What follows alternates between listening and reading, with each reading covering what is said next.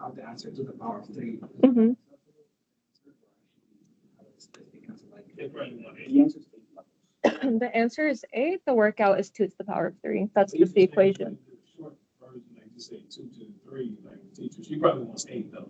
She don't want 2 2. Yeah, because the answer when you put it into like the actual box, it would be 8. So why do we do 2 to the b? 2 to the b is just the equation for this, so it's just the equation that you have to know. And it's because this is a digital signal and we're using binary, so binary is always in levels of 2. Yeah, it's just a formula. So that's why you're using 2 specifically. And then the 3, it says 3 bits, that's why it's 3 is a b. Exactly. Yeah. Now for the second part B, it says the output signal will have a step size of something volts. So again, to find this, the equation would be step size is equal to the max voltage that they're going to give you minus the minimum divided by the level that we found above, so 2 to the power of b. So in this case, the maximum voltage that we're given, the maximum that's given is 20, actually. So it would be 20 minus 5.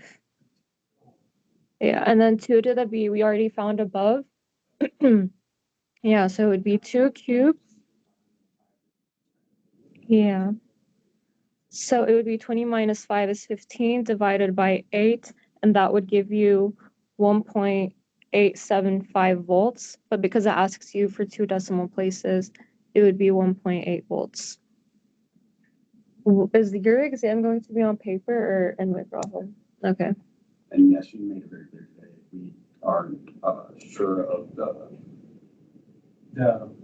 decimal places? the magnitude of our answer. We're not sure of the magnitude of our answer to leave a general answer below and to come back later and try to convert into the specific magnitude she's requesting. So if we get an answer and it's 0.006 farads, and it's asking for nanofarads, don't put in 0.06 farads in that box, but leave the answer below. Okay.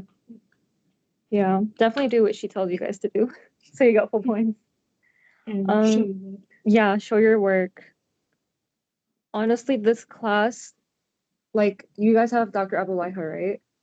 She gives Dr. Abulaiha. Haifa Abulaiha. Oh, I don't know about her last name.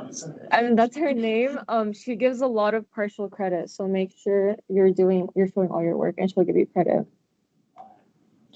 Okay.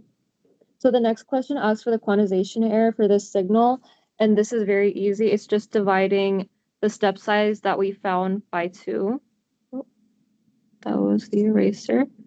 So in this case, it would just be 1/2 divided by 1.88, and that would give you 0.94 volts.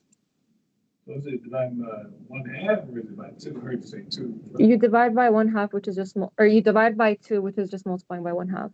Did I say divide by 1/2? I meant divide. Yeah, it's dividing by 2 or multiplying by 1/2. That's my bad. Half of the step size. Yeah, it's just half of the step size, so it would be 0.94 volts.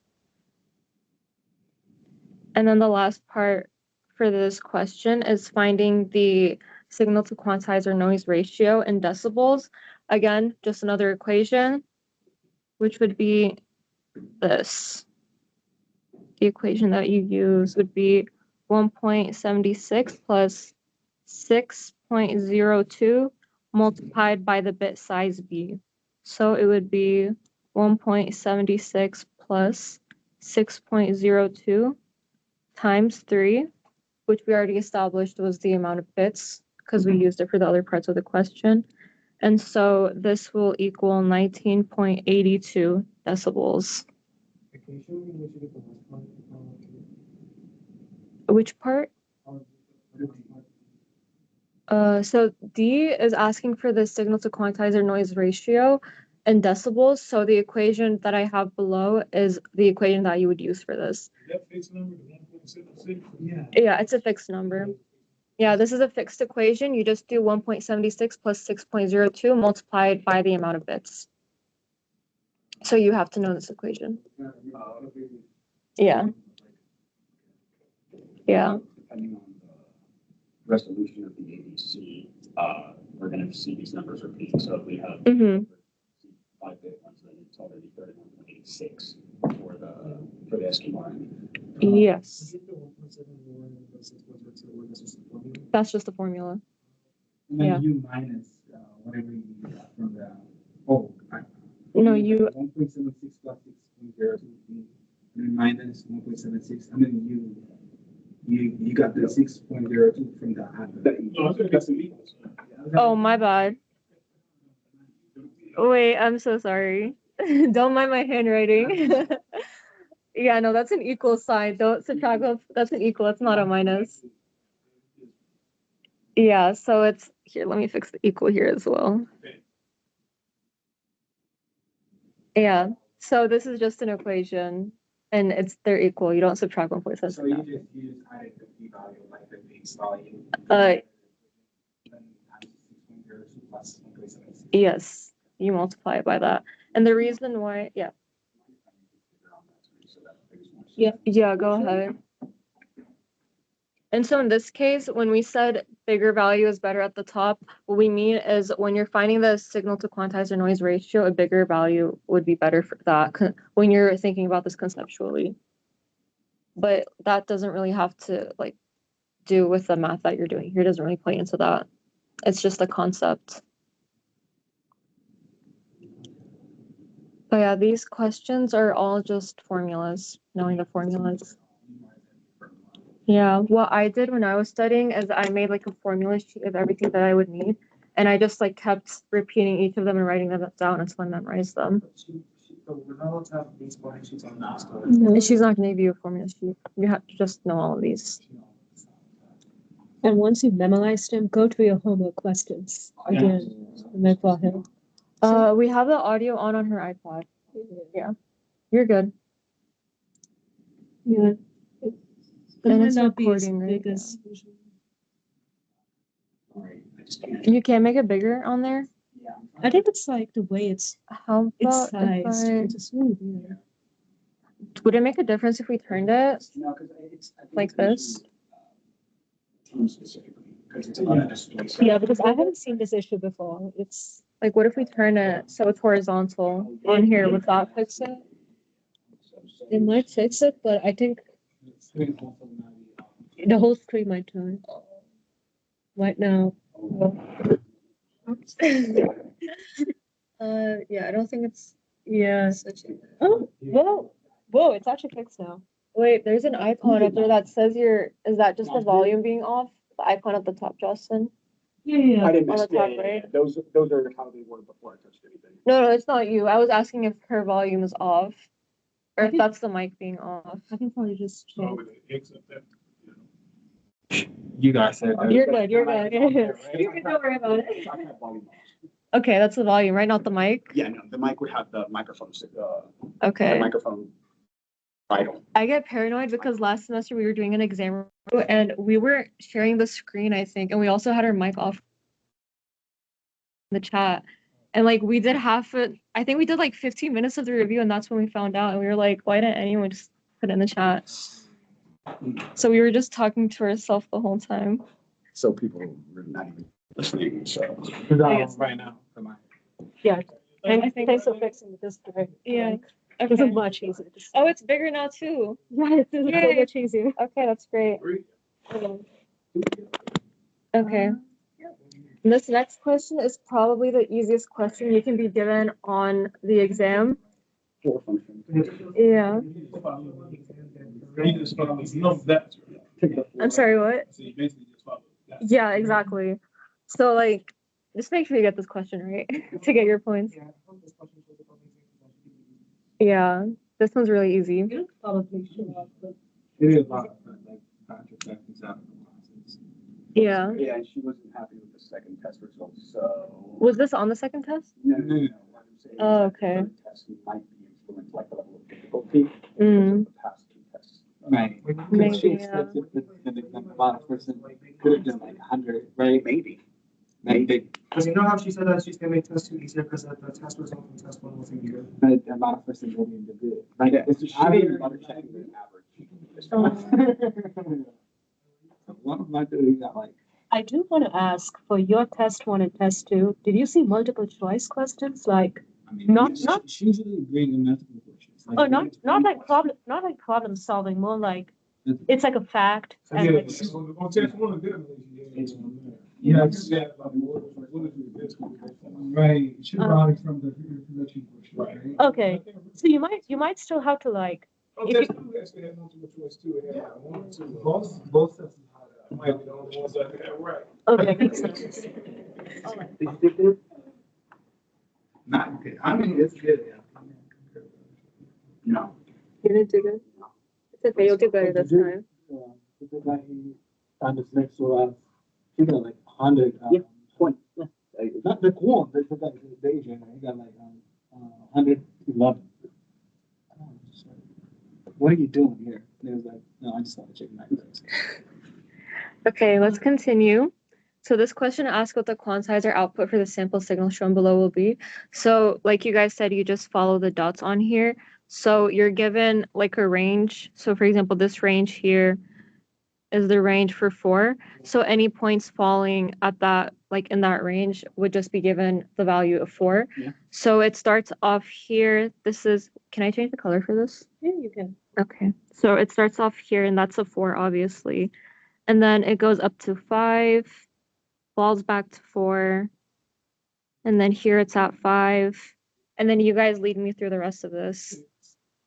5, 4, 3, 4, 4. 3, 4, 4. Perfect, you guys got it. All right.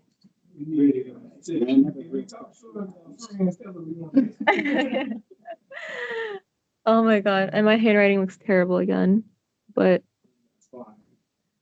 okay. And I'll pass this now to Jocelyn. Yeah, so this is more like you just got to memorize some of these, but like understand what's going on. I'll just go over it quickly. But for an ADC, you have the analog signal and the main converter. You're going to have a sampler. That's your first step. You have a quantizer, and then you have an encoder. And that finally gives you the digital signal. Yeah, so feel free to take a picture of this to like look at later. You're going to see that later. Yeah. This is right now for the ADC part. Yeah. So, like one thing which would be helpful to know for What point do we go from building the analog circuit to then writing code on this? I don't think code will show up on the exam. No. Oh, like in general. Yeah, like knowing some of these concepts will definitely show up. Yeah. It's gonna be like for the 23 classes, that class I'm taking for the semester. So just talking about analysis, not the just like you, also writing down on this encoder stuff. Yeah. So like if you're talking about code, it's basically for the converter, the whole processing and mapping of each analog input to like a digital value. That's what the code is for. So you will probably do them in labs if you're not already doing it. Yeah. Might not be for 1202. It'll probably. I think the first time you guys will do ADCs will be in fundamentals 2. Yeah. That like we just did it in Fund 2. We did ADCs and then DACs, but I don't think we saw it like in any lab before. I don't remember if it showed up in digital systems. No. I don't think so. Oh, okay. Well, I don't it'll come. 2310. It showed up in there. Because she's also the professor of the 2310, right? Yeah. You guys have it in a lab though? Did you guys do this in a lab? Not do the ADC now. Okay. Then Yeah, I think the first time you'll actually like do and implement it will be in fundamentals 2. Yeah. I'm sorry. All right. So the first step with sampling, this, not just for 1202, it's kind of helpful to know in general when just. Yeah. Yeah, I know it's a lot, but with a sample and hold circuit, when your switch is on, that's when you're sampling. It'll be closed. You're sampling and you will have a capacitor which will be charging up. And when your switch is off, that's the holding part. You're holding the value you sampled. And with that, the voltage will be stored in the capacitor. So you may or may not see a question that asks that. It depends. But it's good to know.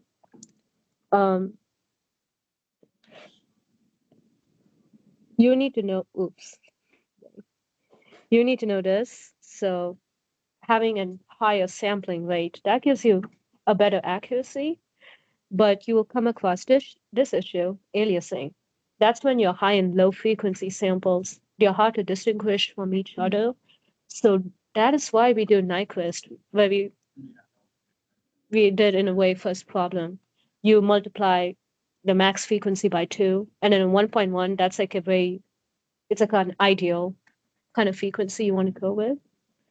And then the second step, quantization, that is when you map your inputs, like from a pretty large data set, you're mapping it to like a fixed countable set. So that is why we have levels. We want 8 levels or 16. Yeah, it depends. And encoding, that is when for each level, you're going to have a binary value. So if we had 8 levels, you'd have 0, 1, 2, these levels. And you would have actually seen it in the graph from the previous problem. You saw these levels. So each one of these, they get a binary value like this. And yeah. So yeah, that's like the last step. And that's when it becomes a discrete value. So in an ADC, basically just a capacitor, and then it's being read by whatever other means. It's not just a capacitor. That's like one part of it. Yeah. What is this? What is the, you have your encoder here. I'm like imagining how I built it in my PSlice when I was doing my lab, but you have your encoder here and then you have your comparators and you have values going in and then values coming out. They're going into the encoder and the encoder has values that are coming out. And that's the values that come out of the encoder are your converted values. Okay. So Yeah. the reason that I'm asking about the switch on, switch off for the capacitor thing is because what is the capacitor doing there? Exactly. It's like holding it stored, right? Yeah. So I guess it's what does this capacity give us? How are we reading the values? It's a way. So like with voltage, when you get a high voltage, that's when your value becomes 1, right? So when we are sampling, we are like finding out a certain value. So when the voltage does become 1, you'll be charging up the capacitor, right? So that's when your voltage becomes high and you would want to hold it. So that's when you can convert it to a discrete value. So the capacitor, yeah, because capacitors can store your voltage. So that's why you have it for a switch. It's not the only thing. If you see an actual ADC circuit, this is what it looks like basically. It's complicated. That's what the capacitor does, right? So you have like Yeah. yeah. It's at a way high level. There's going to be much more stuff involved. When you're doing it using an ADC and a DAC. Okay, so Yeah. it's using between the ADC and the DAC to like pass values in between. Kind of. It's also to, does it also smooth the output? This is schematic, right? Yeah, this is for an ADC DAC. The only ADC one is actually what this is what it looks like. The encoder, and then you have your comparators here. I see. Yeah. So, well, so this is gonna be up here on the next classes for the next It's semester. like future. Future, don't Like, don't I'm worry taking about this that class now. I took 1202 a year ago. What is it called? This is fundamentals too. Yeah. First, it's kind of an outline. Yeah. Yeah. So you still have time. Don't worry about it now because Yeah. you'll worry about it later. You'll have to learn it in a lot of detail later. So just ignorance is bliss, guys. Yeah. This is conceptual. So like I said, I mean, don't worry about it too much, but you will get like maybe a few multiple choice questions. It's not problem solving. It will just ask you like, do you know this? Do you not? What's definition of quantization? The thing is usually brought. Kind of, yeah. Usually bring reflection, kind of, that was the reflection question for them. Yeah, it will be kind of like that. Yeah. It will show up on the exam. It might be less points, like maybe 1 point, something like that. Yeah. but I'll be showing another diagram soon. That is something you do need to know because you might get like a match the following. So I'll show that soon. This will also be a quick review. Honestly, like take a screenshot just to look at later. But the main thing I would know is just know the difference between a microprocessor and a microcontroller. The thing I like to remember is for a microcontroller, it's for like a single function device. So maybe I'm just thinking of examples. It might be just like for a calculator, something for a washing machine. It's just like for one function, doesn't do anything else. A microprocessor, those are the stuff in your computers. So they can do various different functions. So a microcontroller is just the CPU and logic part, and then the microprocessor has the RAM, all the supporting tools for it. Yeah. So microcontrollers are single function. Microprocessors, they do much more. And some common examples for a microprocessor, it's like Raspberry Pi, TI Launchpad. A microcontroller, it's the Arduino we've been using. So you guys have actually like done the labs for this too. Yeah, for a microcontroller. Yeah. We already did some projects for this class. Mm-hmm. Yeah, like a lot of Arduinos. Yeah. And then like microprocessors can have multiple microcontrollers in them. Yeah. It's usually more complex as well. This is also conceptual. Conceptual. Yeah. I don't know if she has. Potentially. I don't remember when I don't know, I don't remember. It's from She the. went over these concepts. You're expected to read from the slides. It's. Does she share the lecture slides with you? Because these are from the lecture slides. Okay, so then just go through it quickly. This is something you look at the end, but it, Okay. yeah. And honestly, this is stuff that you can go on YouTube and just watch videos about, and it would be one, you'll cover up everything and. Yeah. To make it, if On- reading is boring for you, it Yeah. helps the information. Yeah, just quick review of lecture slides. You'll be good. Don't worry about it. But just telling you, it's out there. And I'm sorry, say it's kind of really, I said these things just because I saw a lot of the same things on YouTube. That's true. Yeah, I've used it. It helps. This thing you do need to know. Like, this is not going to be like one question. This is going to be an entire Yeah, match the guys. following. The best way I can show this is show the diagram and kind of explain it a bit. And in your lecture slides, they have a really good example. Like, I think it's like a PG and carrier thing. I don't know if it's there, but it does help. But this is for like the entire process of transmitting a message. You have the input and an input transducer that converts your input message. It's going to be analog. It will convert it into a signal. And that signal, you take it to the transmitter that encodes the message. So it can be like a discrete message. And it would attach it to a carrier. Your channel, that carries your signal. So your channel, that's usually going to be like a wire, air, fiber optics. There's a bunch of different ones, like radio even. Your receiver, that converts your signal into an output signal. And oftentimes you need a bandpass filter so that. You don't know about the last one, but this one, is there a place we need to do the calls for this one, or are you guys just going on to that? I'll Is go. there, would it be like a problem where you have to solve this out, or would it just be more of like a match it, Match the to- following. whatever it is? So, Like she might give you, for example, the boxes without the labels inside of them, and you might have to like label each of the box, for example. I just wanna. But I'm pretty sure you guys had questions like this on McGraw-Hill, where you had to actually do it, so you could probably use those. yeah, it's more about practice because that's the Yeah. best way to remember these. Yeah, memorization. But feel free to ask me if any one of these doesn't make sense.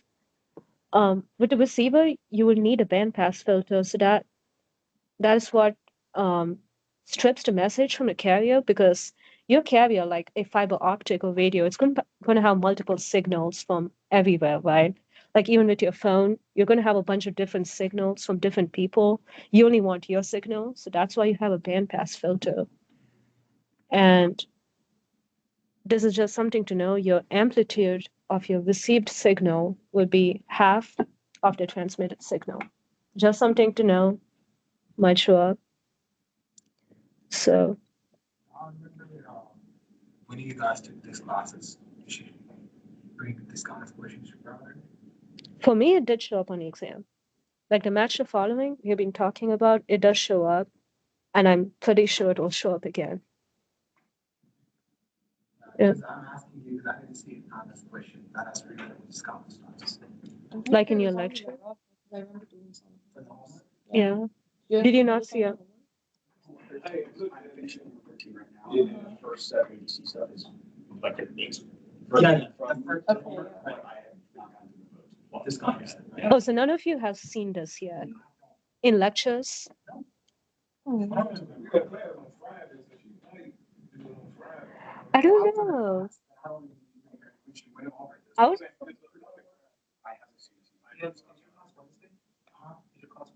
okay. I'm not sure. I'll be surprised if she cuts this out entirely. I mean, if she does, that's probably I awesome. do remember we saw this like right before the exam and it was on the homeworks. It might be on the homepage you shared it on the backend, but I'm. Maybe. But I would study this because it showed up like so. And if you all want to take a picture in case it's not on lecture slides.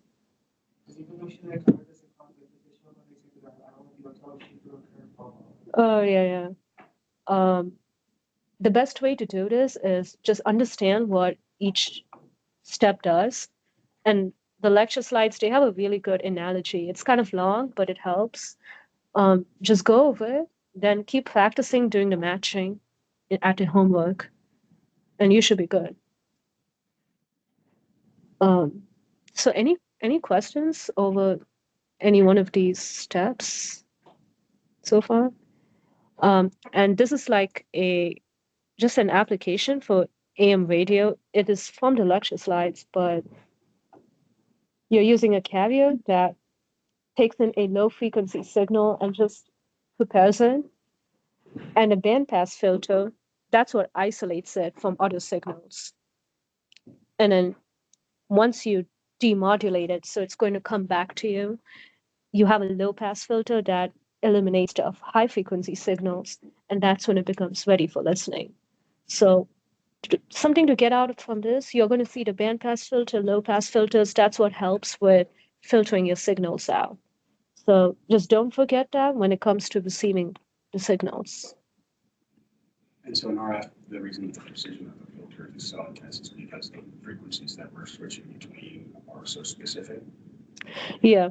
So like even with your phone, like with Wi-Fi, especially, you're going to have different networks, right?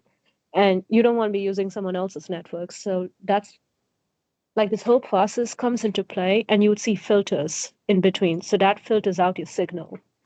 And this would actually make most sense with one of the problems you're going to do. It's with the message and carrier frequencies. You're going to see why it is important. But this is more like conceptual. Like just know what each one of these steps do, what they mean. And how they can use filter in each of those steps Yep. or in any of those steps. Yeah. But the filter one, don't worry about it too much, but just know that it's there. But I would focus a lot on this. It should be for the receiver though, right? Yeah. The receiver's the only one with the filter, right? Yeah. It's at the receiving end. Yeah. So any questions over that, or we're good to move on? Bye. So this is one of the questions over frequencies, which will show up. Is it? Oh yeah, sure.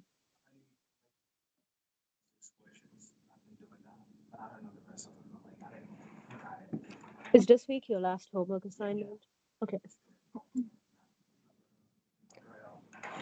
Oh yeah, and if any time during this review, if you all find another homework question you're stuck with, just let us know. We can help you all. Just on Monday. Yeah. Are you gonna skip this for now? Since This one? class Yeah. is supposed to. He is not here yet. What did he say when he's coming? 5:30. Okay. I think we could do the other ones that Like up here. Yeah. so we could just continue the order. Okay. What's So the I'll next I'll leave after this for him. that? Yeah, the ones that he put his name next to. Yeah. So I think we can move on to this one Yeah. because that's next after those two. John, I can see the 10th question. Yeah. Yeah, that question. Yeah. This is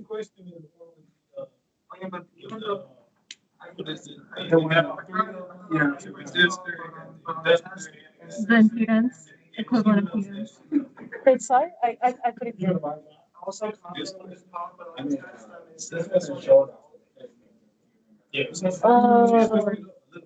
Yeah. It's like she changed it. That's what Yeah, she- okay, like a different.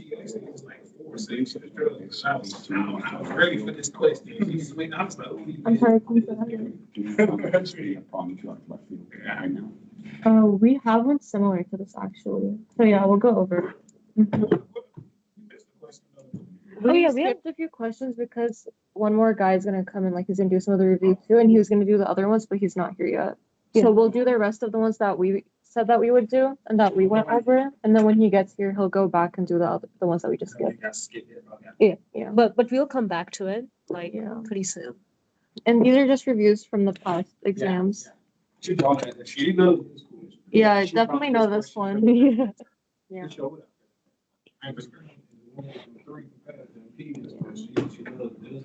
Oh, We don't have an impedance one here, but make sure you know. it's okay. Impedance is not too difficult if you understand a concept, but you gotta practice it. Be comfortable with the I math. feel like what's hard is just keeping track of like your decimal. You can easily make like a decimal case. Right. So you just have to keep track of it. We can. Yeah, I can quickly get one open, and then we could do one at the end for I sure. think if you, it's better if you're gonna do the power one for the APs. Yeah. Okay. The one with like the resistors, capacitors, inductors, all of them. Okay. Sure. Because if you try to do for the series one, it's pretty easy, just. Yeah. not strictly, right? Yeah. When it comes to power, rather than one person. Yeah, it's like one over. yeah, it's a lot of. Easy to make a little mistake. Yeah. Okay, that's fine. That's fine. Yeah. Yeah, it will be. Yeah.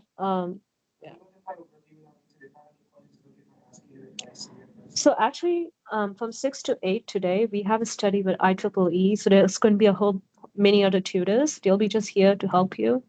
So if you have any questions, and if you still have time tonight, you could stay.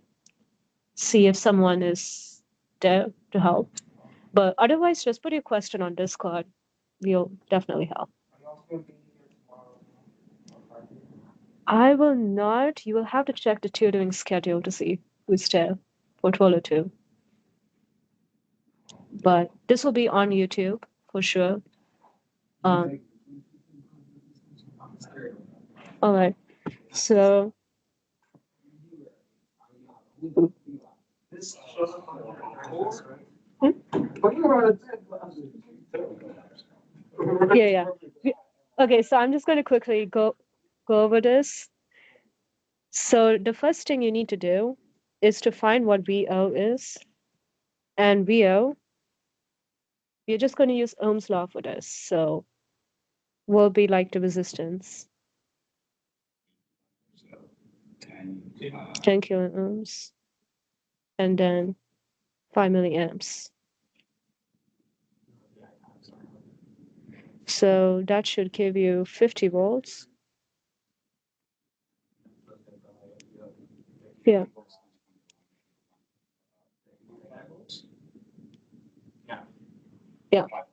Yeah. So this is a current. That's a current source. So it's a current value. We need to find that. So this one is equal to 0.01 times 50.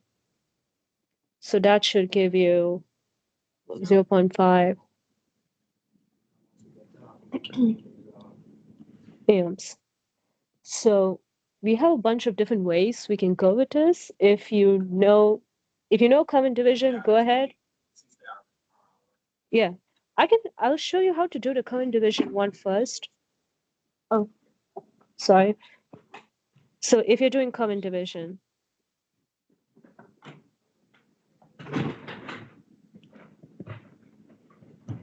you're going to have, this is 22 kilo ohms, by the way. You're going to have a current that goes over here, right? And one that goes over here. And if you all remember KCL, the currents that enter a node, it will be equal to the sum of the currents that exit a node, right? So 0.5 would be equal to I 5 kilo ohms plus I 22 kilo ohms. And if you look at it, 3 questions here, we are going to need I 22 kilo ohms. So with current division, here's how we would do it.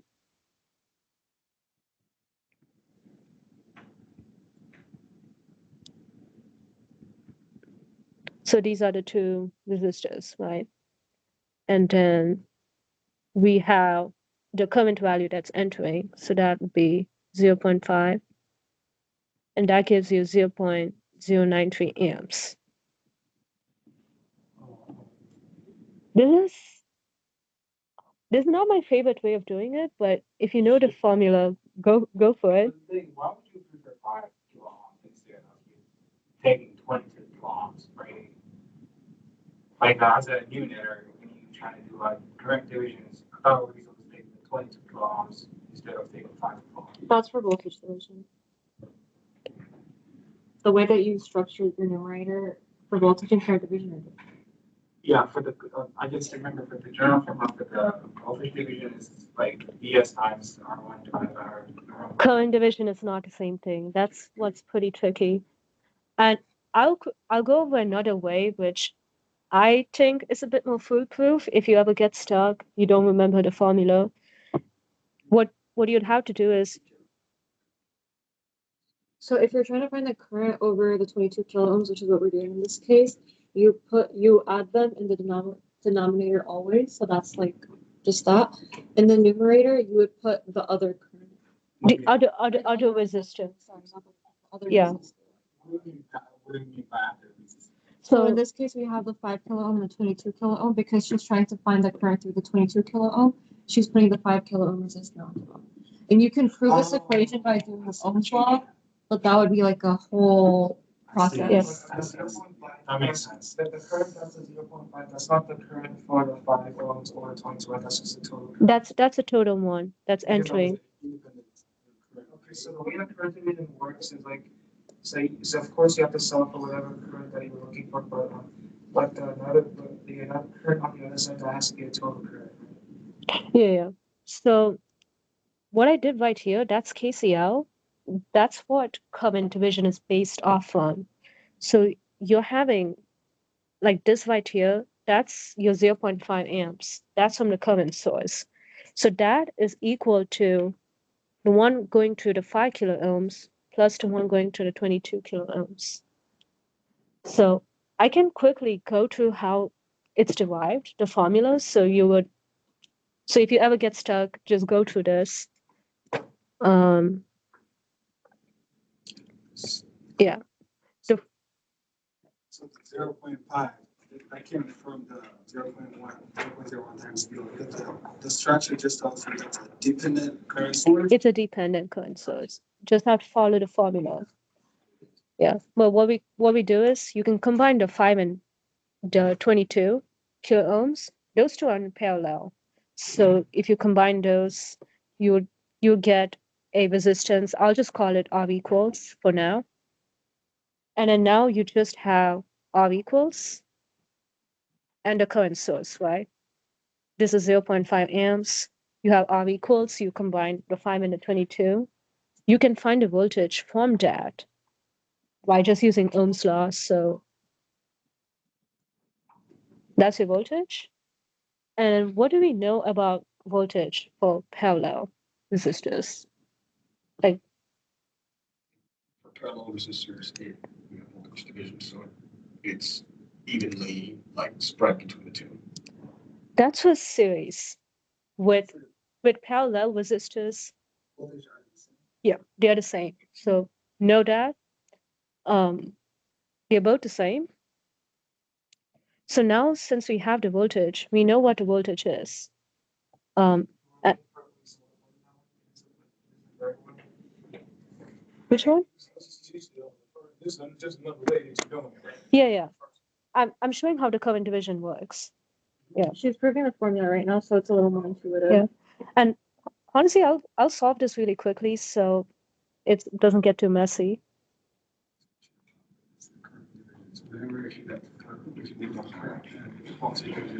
Yeah, I know.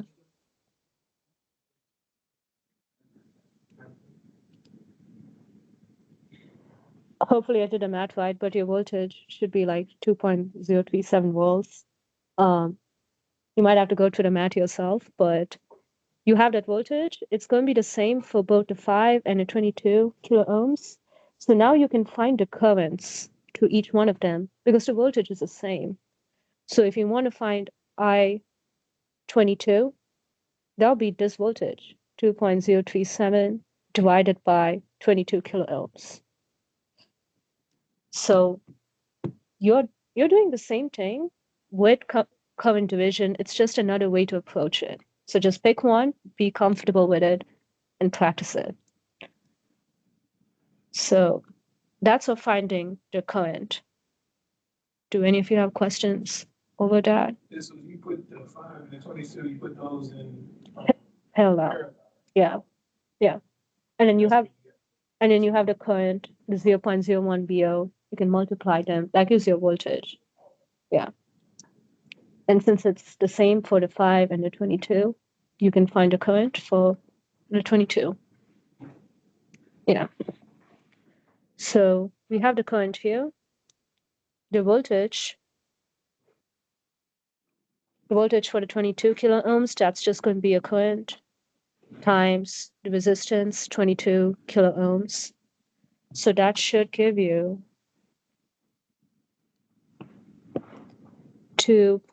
2.037 kilovolts. And then the power, you sorry? I times the current times voltage. Yeah, it's I times V, so I22 times V22. So just multiply them, you get 0.189 kilovolts. So any questions over any of these? All right. Oh, so what was the answer, Greg? Was that 0.09? Yeah, the current. For B, I mean, the voltage was what? 2.037 kilovolts.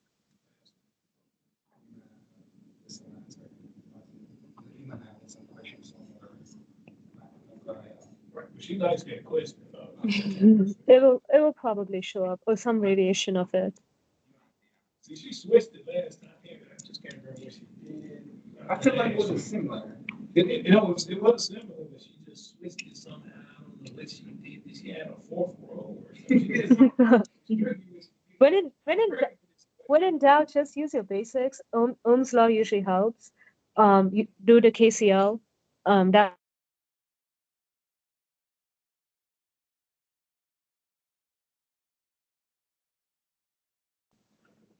but I'm expecting if she's gonna bring something like the one we did last time. That has only a capacitor, resistor. No, it doesn't have any P density, but it was I mean, well, imperial. yeah, She does that quick. but we'll definitely go over that then if you still need help for that. This is test 2 material. Yeah. This one's also a good one. yeah. Yeah. Did it? Yeah, this one's a little. I don't think there's a It's not- formula for this. Yeah, it's not too bad, but you definitely need to like work it step by step. Now on the OPM, like which one is inverter, which one is an inverter? Yeah. So you would need to know the V out equation Right. memorized to solve this, and you would also need to know the golden rules of op amps. And if you know those two, you can like work your way through it.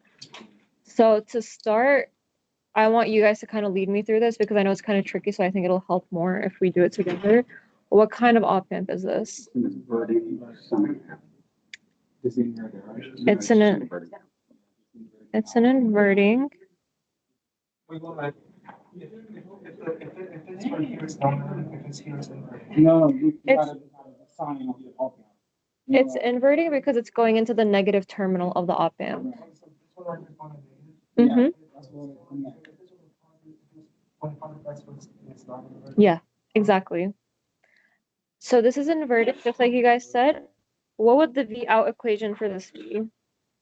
It's fine, you can get an iron. R2, negative R2 over R1. Negative We R. have R3 as well, and that's in series. Say that again? Is R3 in series with R2? No.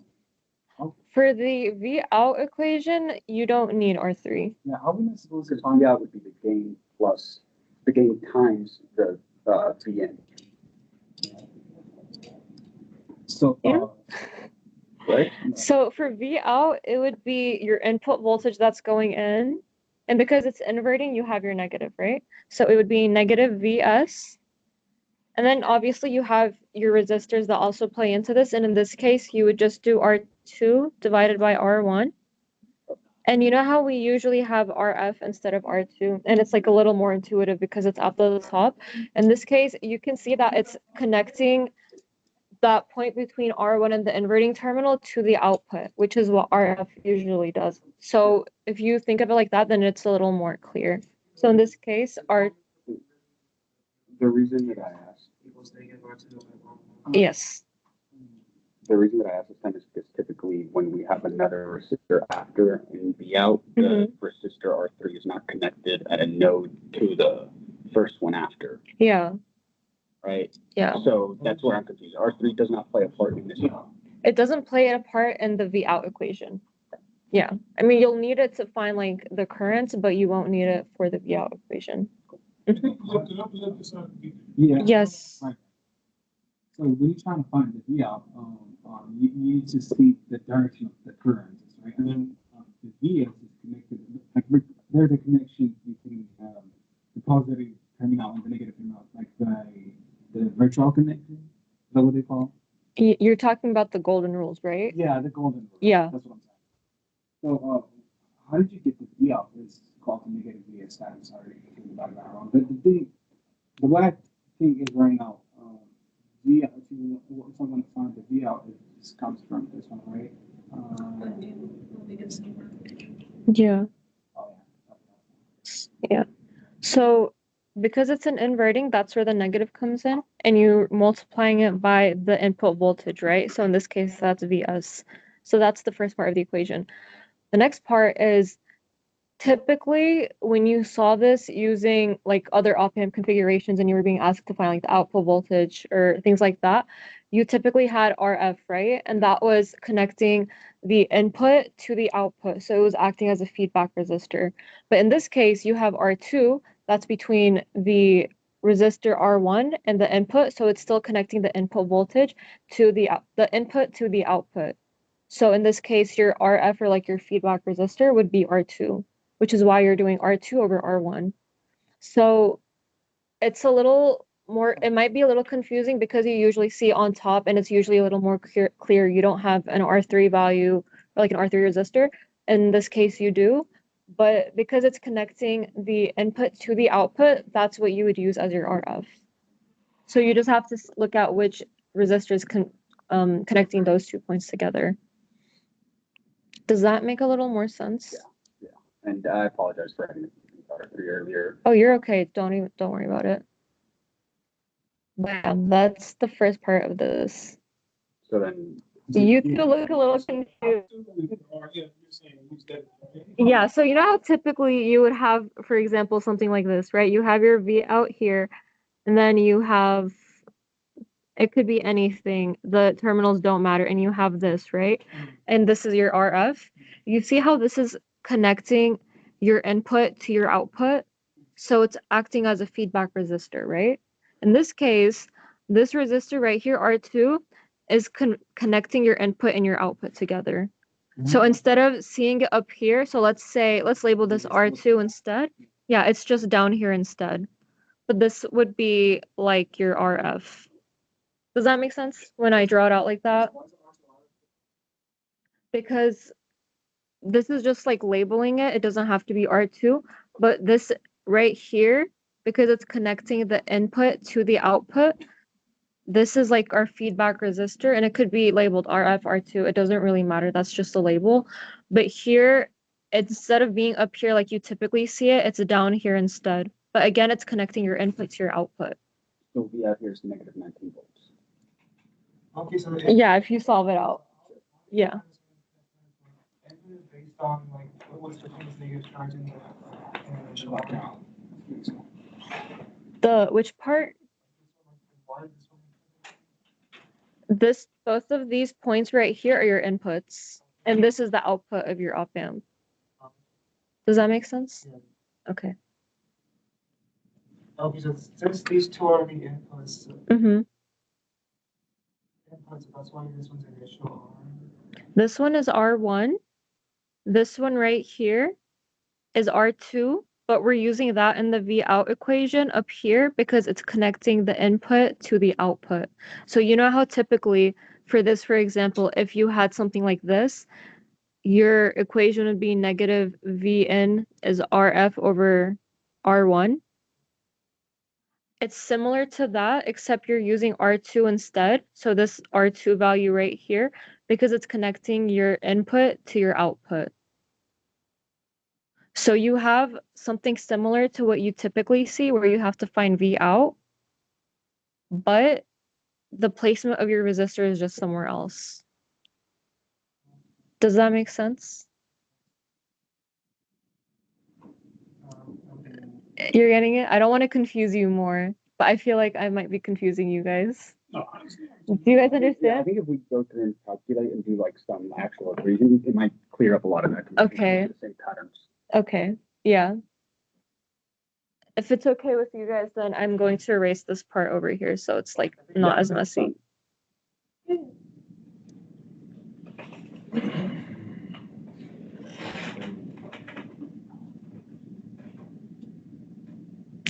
Mm-hmm.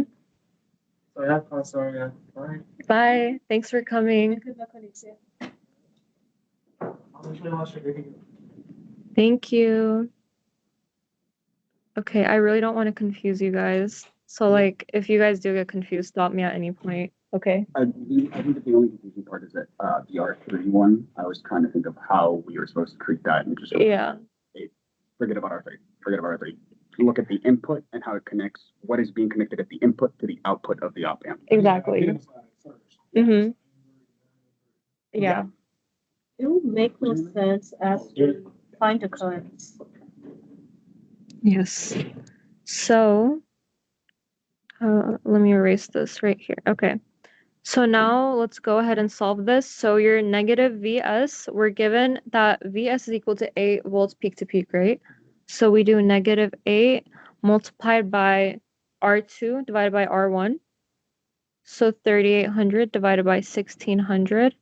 And that is equal to negative 19 volts peak to peak. So this is the voltage that you're getting at this point. You're getting 19 volts peak to peak at this point. Okay. So that's the first step. Should I zoom out a little bit so you can see the whole question while I solve this? That might be a little Is there better. a way to put it in landscape mode, like in there? Like in the top 3 dots on the top right side? Right here. Oh, you mean like the actual paper? Yeah. Unfortunately not. I think that's like a size limitation. Okay. It stays at that. Yeah. Sorry, I keep adding. No, it's okay. It's okay. And each time if you want us to zoom out, zoom in. Yeah, just let us know. Okay, so the golden rule says that the currents going into both of the terminals, both of the input terminals, are equal to each other. So that means they're equal to 0. And that's because there is no current. Ideally, we don't have current flowing into the terminals due to high input impedance. But in a real world scenario, you would have some current. But ideally, Two basically equally, one of them's looking like it'd be one and negative one. yeah. So they would equal each other. Yeah. Which means they equal 0. So this is what we're assuming since we're assuming this is ideal. Again, the golden rule says that the voltage entering both of the terminals are again equal to 0 because the op amp adjusts itself and its output to make the voltage difference between its two inputs equal to 0. So the op amp is trying to adjust itself. So again, that is just one of the other golden rules that we will be using. So when we think of this golden rule, thinking of it as, and I'm sorry for further clarification, all current entering the inputs must equal 0. Yeah. Because it could be I1, I2, I3, any number of currents, if specifically a summing amplifier. Mm-hmm. And we would have to make sure all of those equal 0. Yes. So at this point over here, specifically. The voltages, they won't always be 0, but they have to be equal to each other. Yeah. But in this case, if you look at the very left, you're going to see that from the plus sign, it's going down to the ground. That's why we have 0. Does that make sense? So she means right here because it's going to 0 to ground. Yes. That's why we're assuming that it's 0. Cool. Mm-hmm. Cool. Okay. So why is it not just 0 from that point from the voltage source to the ground should be 0 where you get 0. After that, going up to R1, shouldn't it be 8 volts like going up that way? You mean over here in this branch? Yeah. Yeah, because this has a voltage source, but this doesn't. So it's just connected to ground. So it's just connected to 0. Oh. So these golden rules apply more so like right at the base of the op amp. Kind of. Right? Would that be like a proper way to put it? It's like right at the base. Yeah. So, a good explanation if you're talking about VS, because I was also kind of confused. With VS, you're kind of splitting off into two different branches. One goes into the negative input of the op amp. The other one is going all the way to R2, R3.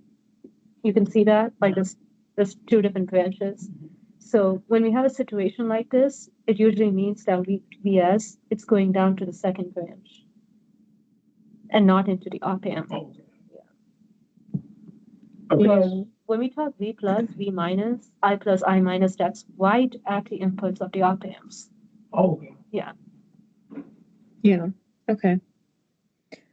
So those are the golden rules that we need to solve this through.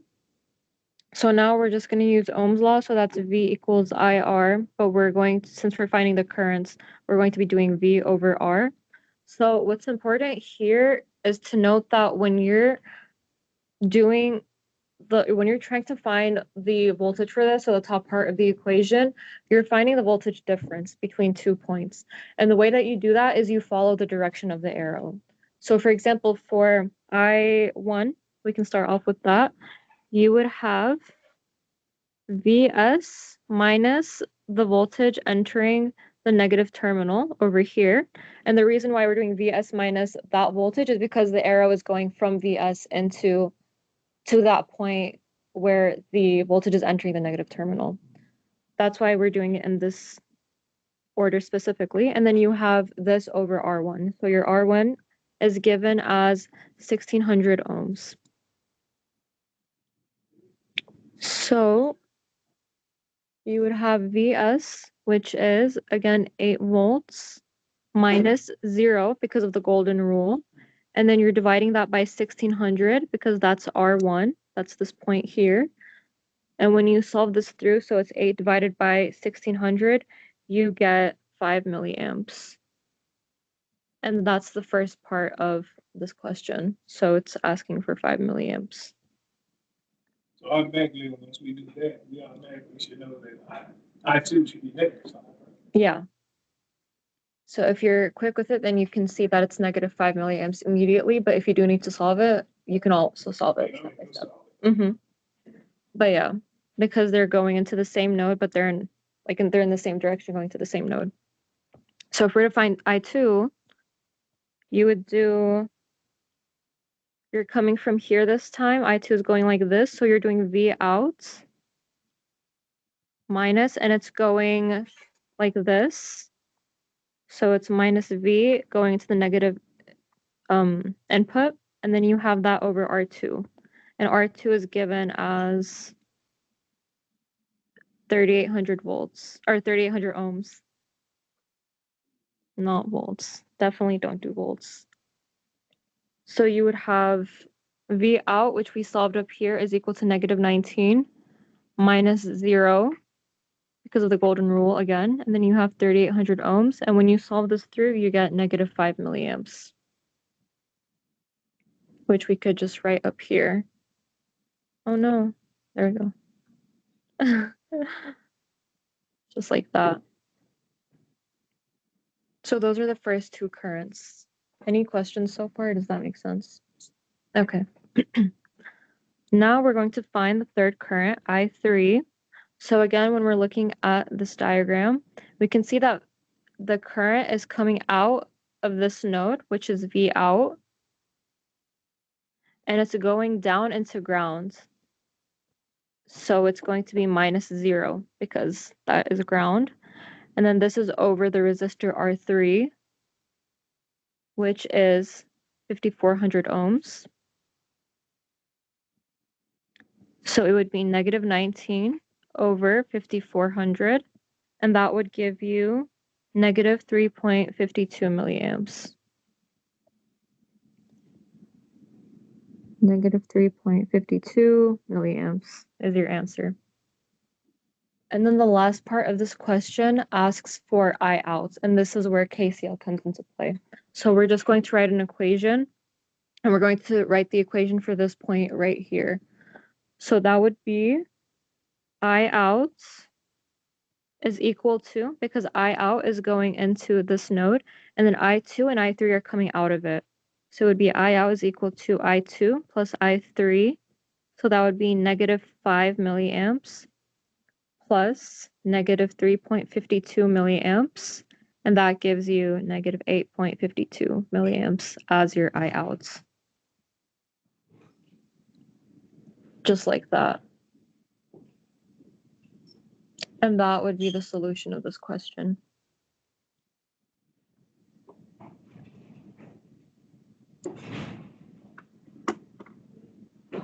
Any questions, comments, concerns? Okay. I'm glad, because I was like stressing at the beginning. I was like, dang, I'm just confusing them. But if it makes sense at the end, then that's good. I'm glad. The starting point, like, say for like I2, when you hit the point, Mm-hmm. I guess you had to use the, okay, I see what it is. Yeah. Thank you for explaining the golden rules. I now understand how to actually apply them and use them. You're welcome. DS, look at DS on the outside going into the positive term. That would change the reflection of a lot of stuff, right? Yeah, because for example, your V out wouldn't be negative.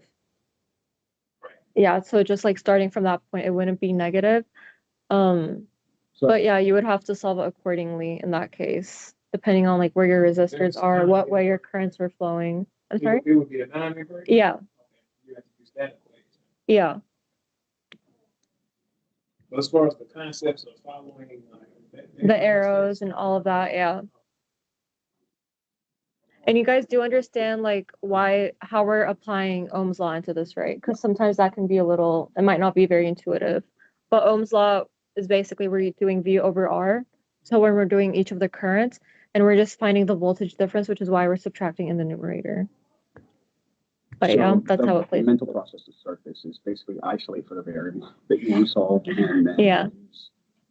use what you know from all the other math prep classes to Mhm. get set up for the rest of the equation. The math is never that difficult. It's always just like algebra. Especially if you have the golden rules, because then you just set the G out.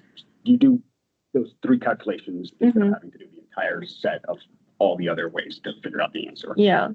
Like applying KCL from scratch. Mm-hmm. So if you know the concepts, then you can just wiggle your way through it.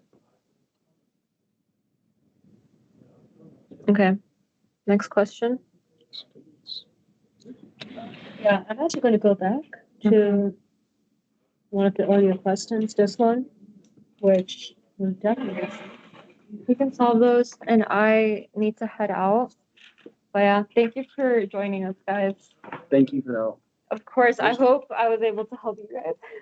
Not confuse you guys further, but good luck with your exam.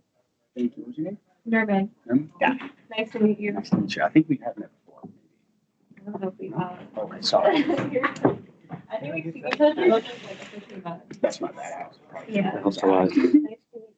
Got right? You hear me? Sorry? Oh, solution. Okay. Okay. Thanks. Hello, guys.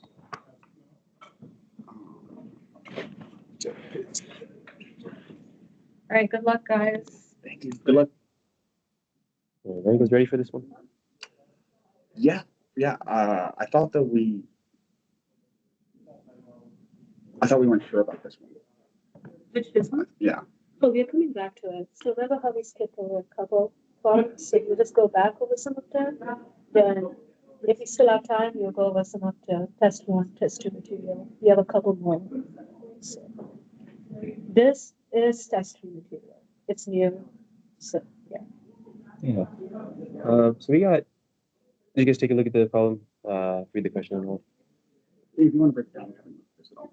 Okay, sure. So we're given two numbers, right? Two kind of equations. So we got these two right here. So one is the message.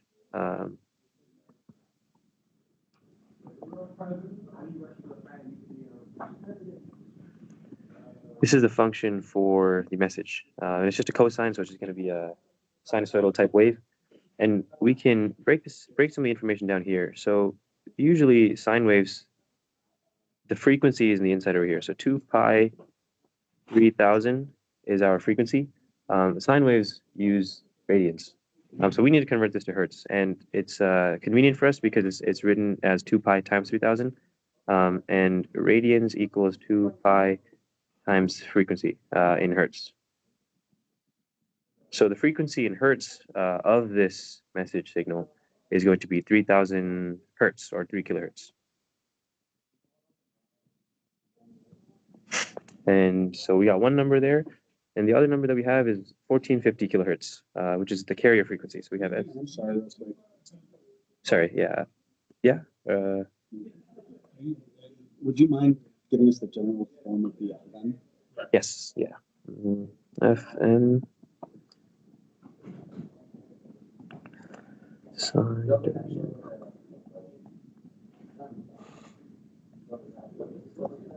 So the A is going to be the amplitude of the signal, the strength of it. And W equals frequency in radians. T is time.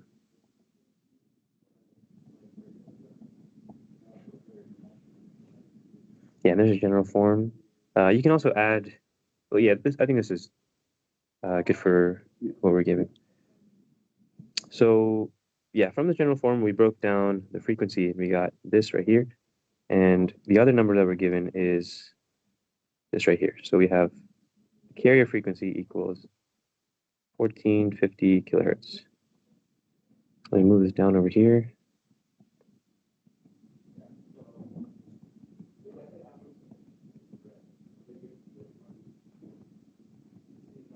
All right, so I'm not sure if your professor showed you guys the chart that kind of looks like this. So you have frequency here, amplitude here, and it's got some spikes. This kind of chart. So there are equations to get the answer for these questions of all 4 frequencies and all.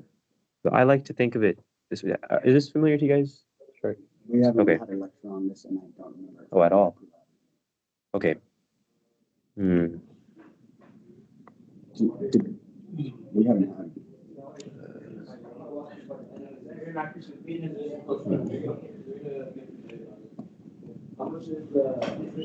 Okay.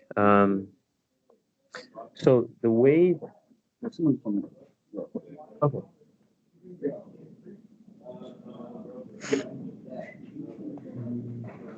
So the 3K hertz, where did you get that from? Is that from the that's the 3,000? Yeah, 3000 hertz. I just changed the units on it.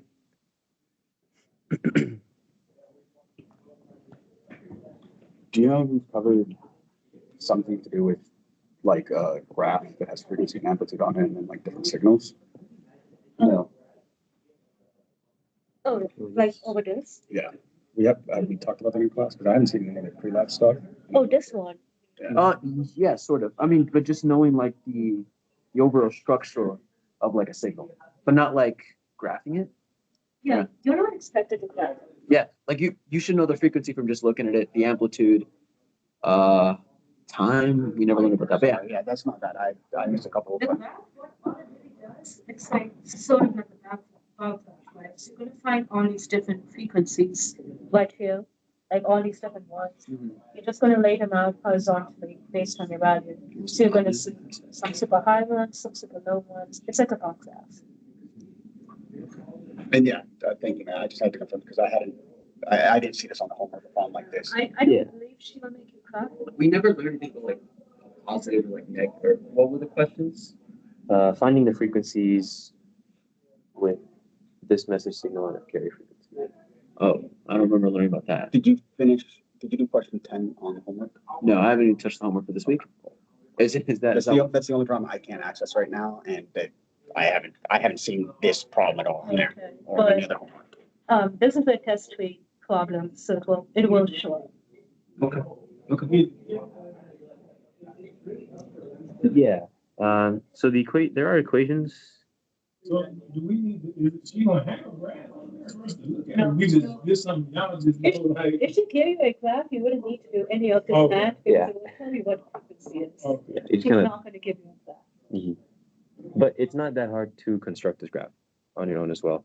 The steps are hard to explain. I can't really explain it because it's got to do with like signal transmission and all that. What's the name of the graph? So we can look it up? I'm not sure. I don't know the name of Just the graph. signal, the name of this question, signal frequency. Yeah, I mean, I Yeah. can take a look at it later to see what's the graph I think called. it was communications. Based, so Yeah, yeah. communications. Signal modulation with carrier frequency, that kind of thing. So the carrier frequency is it's like a really high frequency signal. It's in the name, right? It's going to carry the message, and the way it does that, the math behind that is your carrier frequency and your message frequency. Those two signals are added. It's not exactly an addition, but they're kind of laid on top of each other to get one frequency, one signal, and that signal will have components of the small message frequency and the large carrier frequency. So you're basically combining those two signals together so that you can transmit just one stream of signal. So to solve this question, first you just draw like a simple plot right here. It's an A. Handwriting is not too good. So you have your frequency on the x-axis and your amplitude on the y. First thing you do is you take your carrier frequency and you put it at the positive and negative frequency. So this is 1450. This is negative 1450.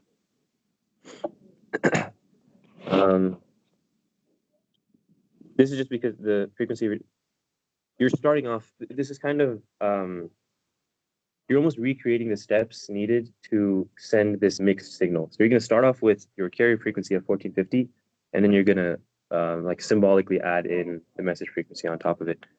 So you have these two points, and then you add the message frequency, which was 3 kilohertz, right? We got that from the equation. You're going to add that to either end of the carrier frequency. So those little lines, those represent the 3. Yes, 3. 1 second.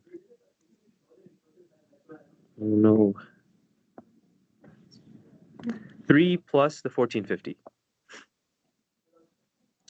So this is going to be negative 1453. This is going to be negative 1447. So real quick, the reason I have so FFM I thought they had said that omega was 3,000 kilohertz. No, 2 pi 3000 is omega, and omega is in radians. Okay. So to convert, so over here, this is omega equals 2 pi 3000 from the equation. So if you kind of look at these, we can see that F is 3000 in hertz. The frequency. Message frequency. Yeah. We could work in radians. It's just No, so the only thing is we have 8 cosine 2 pi 3000. How does that turn into 3,000 kilohertz? So 3 kilohertz, not 3000 kilohertz. Sorry, 3 it's kilohertz. 3,000 hertz. Sorry. Yeah. But so the inside of the cosine, the argument inside the cosine term is WT, right? So what would the W from this equation be from F of M right here? Yeah, okay, what I'm confused about is that function, this function, right, f of m, it has a general form a cosine wt, right? We're saying down there that f of m equals 3k hertz, right? Oh, I'm sorry. Yeah, that's a, I didn't label it properly. Oh, shoot, cool, sorry. Yeah, these should not have the same label. This is more like a general function equation. Let's do f of x. Yeah, sorry about that confusion. So yeah, these aren't equal. It's a good catch. This f of m over here is just a constant. The frequency of the message signal is the thing on the inside, which is w The big, turned into. the big formula, it's not a frequency by itself. That's to represent the whole signal. You're going to get a frequency from the signal. That kind of makes sense. Yes, that makes a lot of sense. Yes. So FM is the constant, the 3 kilohertz. Yeah, good catch. So yes. Yeah, we have the FM constant 3 kilohertz over here. And then, so we 14.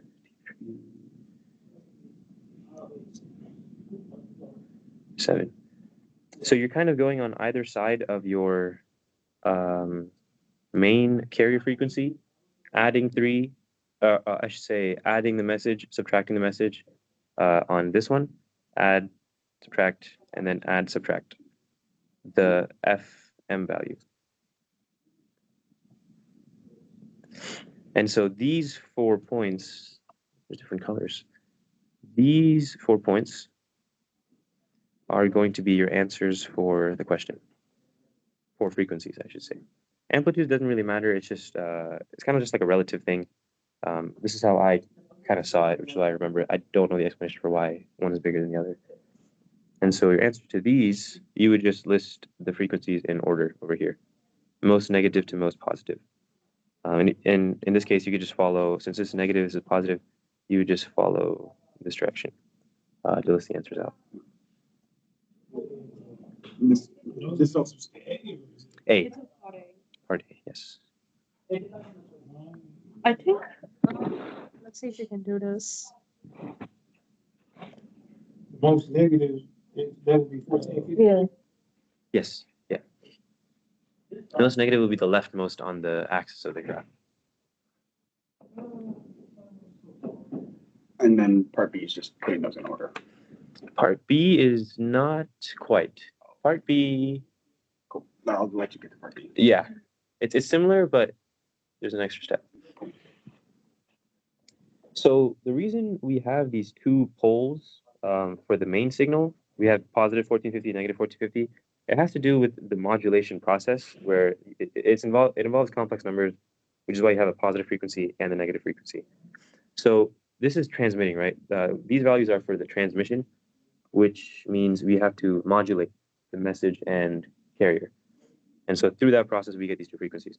When we transmit the signal and demodulate it, so like on the receiver side, which is what part B is asking, of the demodulated signal, receiver end, we are.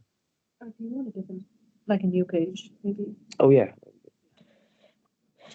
Just in case you run out of space. not very technically literate. I use a notebook. Thank you. All right.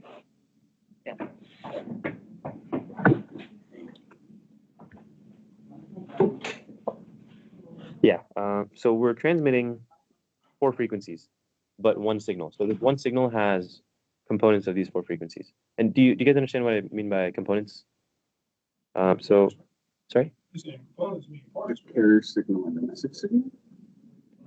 Yeah, like there's parts of each of the signals combined into one signal. So both signals are present, but they're combined. Not exactly added, but modulated together. So your transmitted message has 4 signals. When you demodulate it, 4 frequencies. When you demodulate it, you're also going to have another split. Up. Sorry, could you ever, this stands for what again? Transmission, the transmitted signal. So 2 signals become 1 and then again become 2 at the delivery site. Yes, because you're trying to separate the message away from the carrier. You're trying to separate the two. You don't care about the carrier, and you're trying to take the message and decipher it.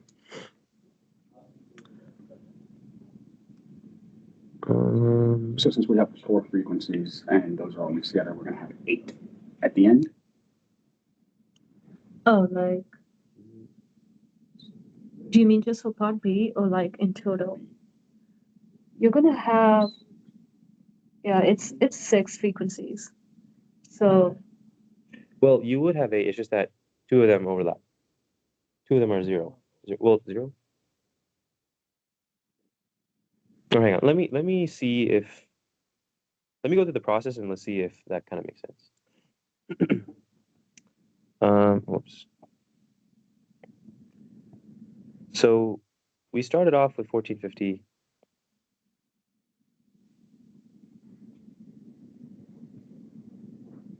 We had these 4. Now, when we're demodulating, this 1450 is kind of like the center frequency. So when we're, let me back up a little bit. When we were modulating, the center frequency was 0 hertz. When we're demodulating, this is going to be the center frequency. And so that means we're going to demodulate, we're going to demodulate to the carrier frequency of 1450 kilohertz, but centered over here. So that means we go 1450 this way, 1450 this way, which means we now have a pole here at 0 and here at 2900, negative 2900. So that's why we have 6, because since we have negative 1450, 0, and 1450, and each of them 2 are, at each of them 1 signal is modulated and then demodulated. Yes, and each of those modulations, the modulation and the demodulation, gives you 2 poles. Yes. Where's the 2900? What was that? I mean, You're- That's 1450 times 2. Okay. Or from 1450 minus 1450 and plus 14. Spots, right? Yes. So Yeah. probably another spot would be 14 by 3. 14. If we were to, it would be 2900 plus 1450. Well, yeah, you're right. Times 3. Yes. And yeah, so this would be positive 2900. And again, there's another from here. There's one this way, and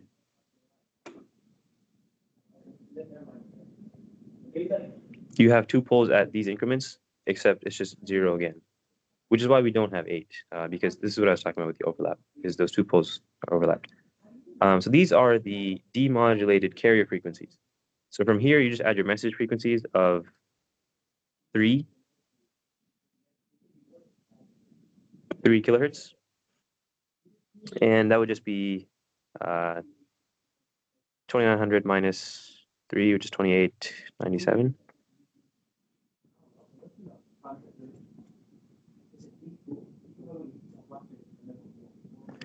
Minus 2903. No, wait, wrong order. 2903, 29.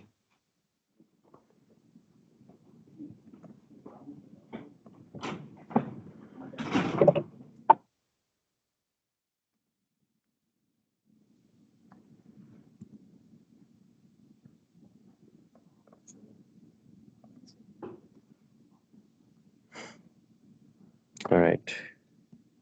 Does that make sense? And it's good that you're thinking about like the third, like a third modulation step, but usually it'll just be one modulation for the transmission and another one for the receiving, the demodulation. And so this is probably the most extent of the pole creation, graph creation you'd go for. Yeah, any questions about this? And this is transmission. You go up to the. Oh, no. One sec. You said B? The answers? Yeah, I mean. Okay. Most negative would be negative 29 on B. Mm-hmm.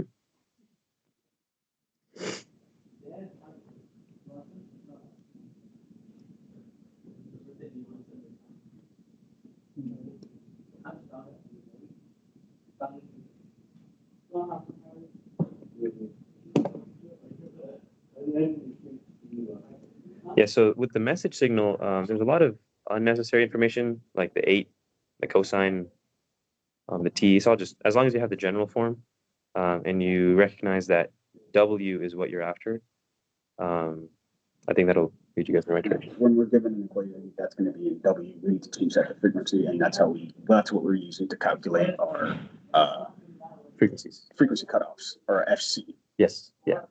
Sometimes though, the equation might not always be given in 2 pi. It might just be 8 cosine 10,000 t. 10,000 t. In this case, you're divided by 2 pi.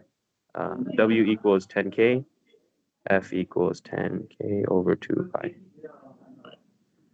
And so make sure it's kind of like with units. That might trip you up. It's like one of those little things that are annoying. That are easy to forget when you're stressed on the test. Yeah, exactly. Yeah. Let's move on to the next one. This one, I don't think it's a question, is it? It's just info.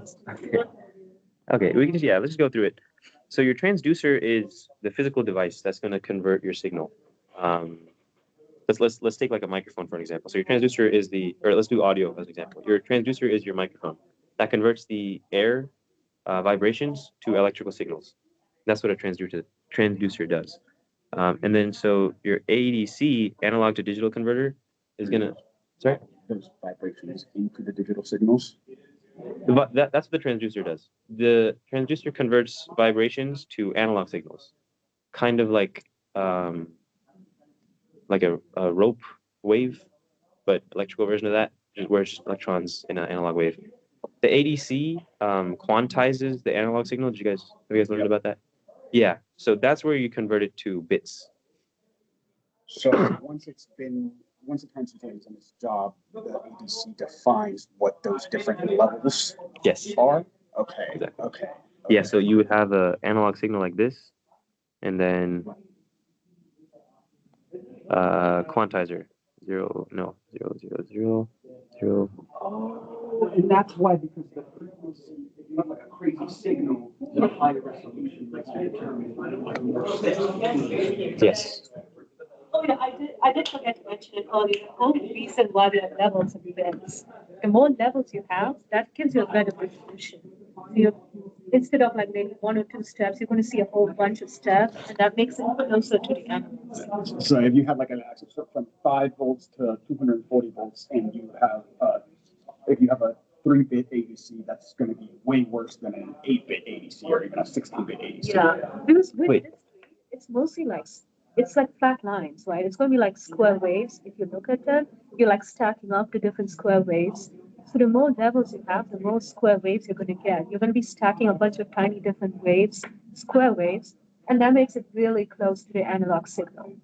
So in real life, when we're talking about resolution, like having a better resolution for a picture, that's what they're talking about.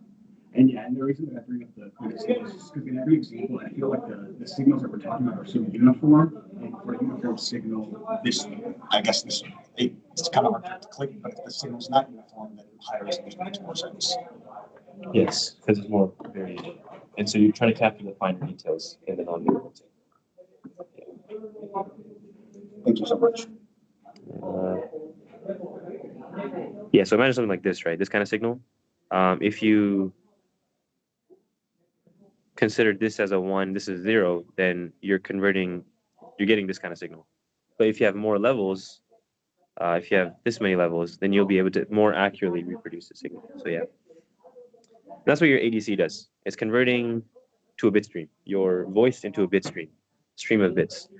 Your source encoder simplifies input signal.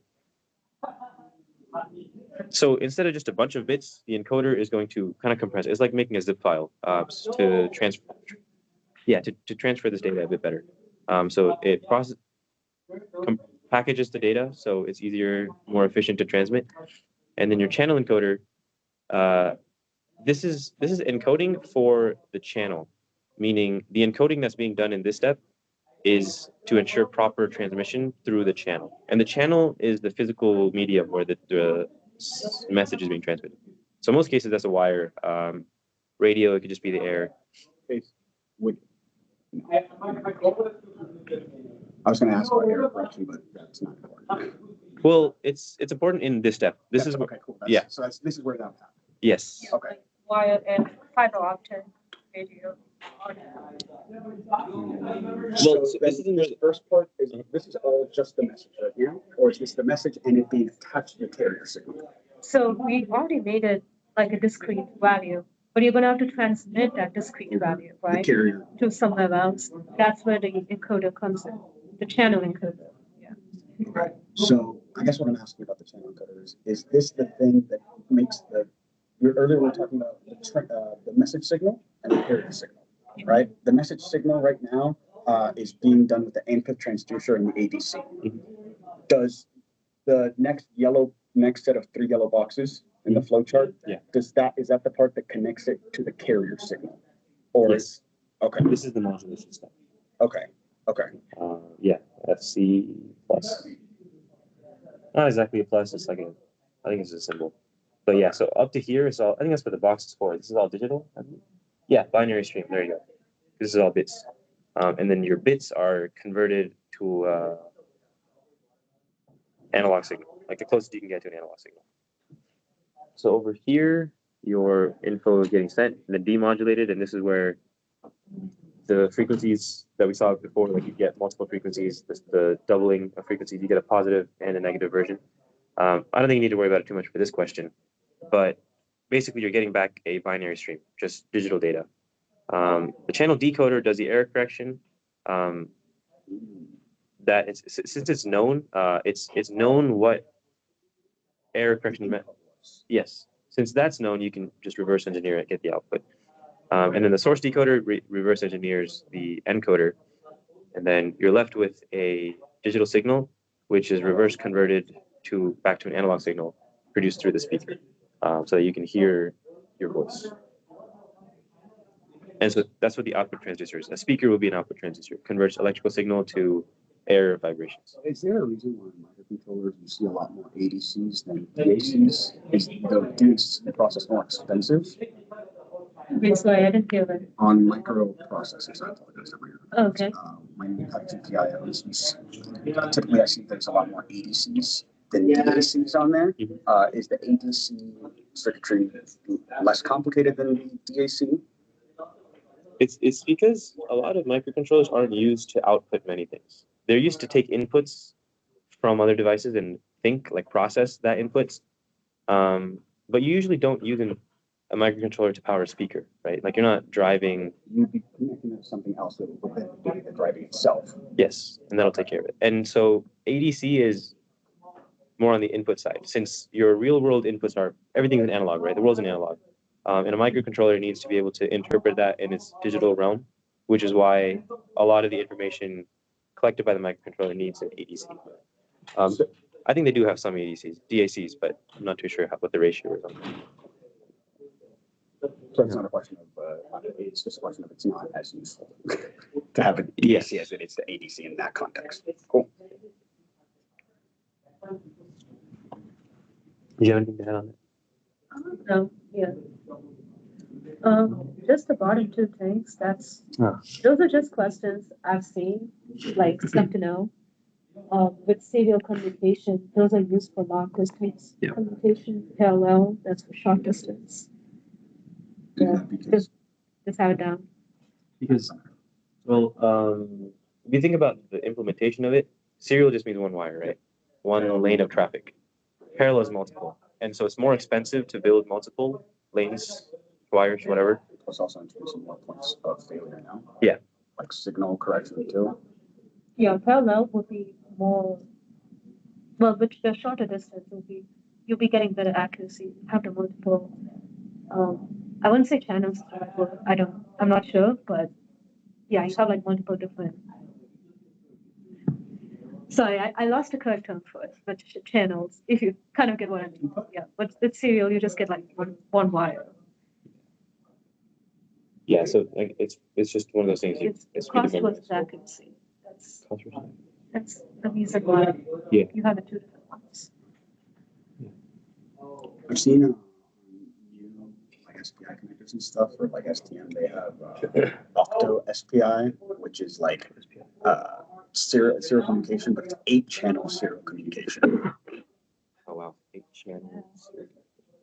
I think that means there's 8 independent channels. Yes, but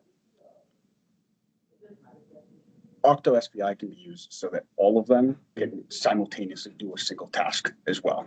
Oh, interesting. So they can all access the memory. Mhm. They can all simultaneously access the memory Mhm. of the microcontroller. Hmm. In my understanding. Most likely, from what I'm understanding, like they can access the same resource, but they'll be doing different tasks Okay. at the same time. So they're not doing the exact same task. They're doing different tasks, They're reading the same DNA, like the same Yeah. registry. or maybe for different purposes. But with parallel, you're having these different wires, but they're going to have like the same message. Any questions on this? Are there people online? I don't know if there are people online. Yeah, no. It's been y'all. Yeah, I was wondering if I needed to wait for them as well. So we went over this. He was at number 10, like last page. You can do an impedance one. Oh, actually, this would be great. This one? Yeah. Okay. And then you'll get to the impedance one.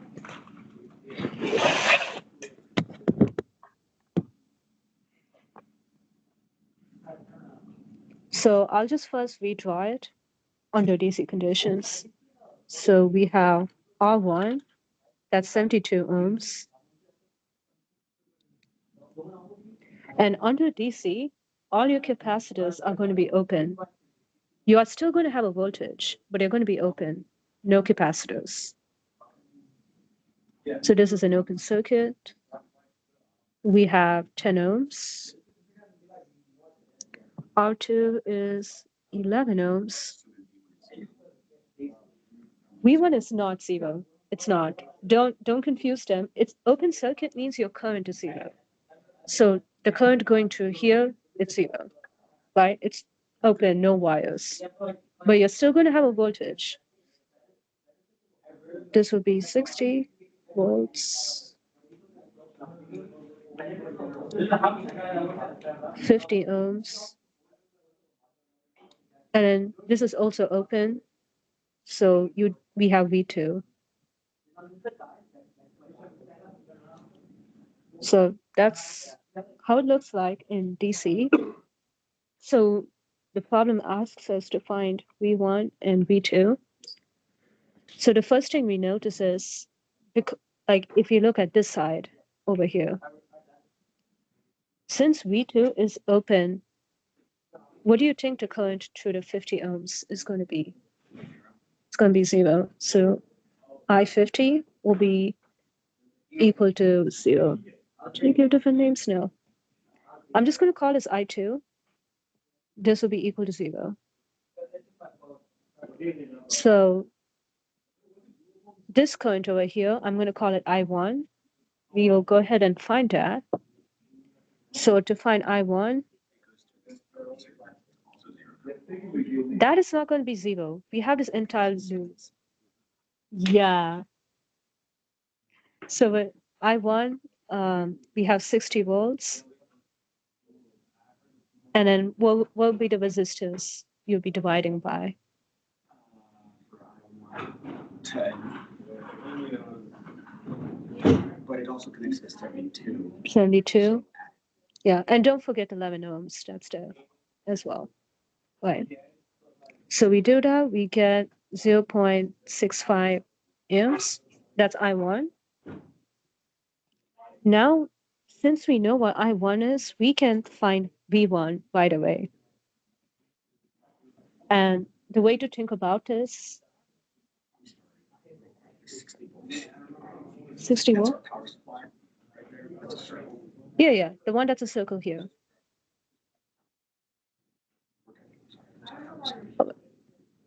Does that part make sense? Finding I1 doesn't make sense? Okay. So, I1 is VS over R1, or sorry, R2 plus R3 plus R1. yeah, because I1 is going through all three of those resistors, and we have the voltage source, which is 60 volts. That's why we add all those resistors up. Sorry. Yeah.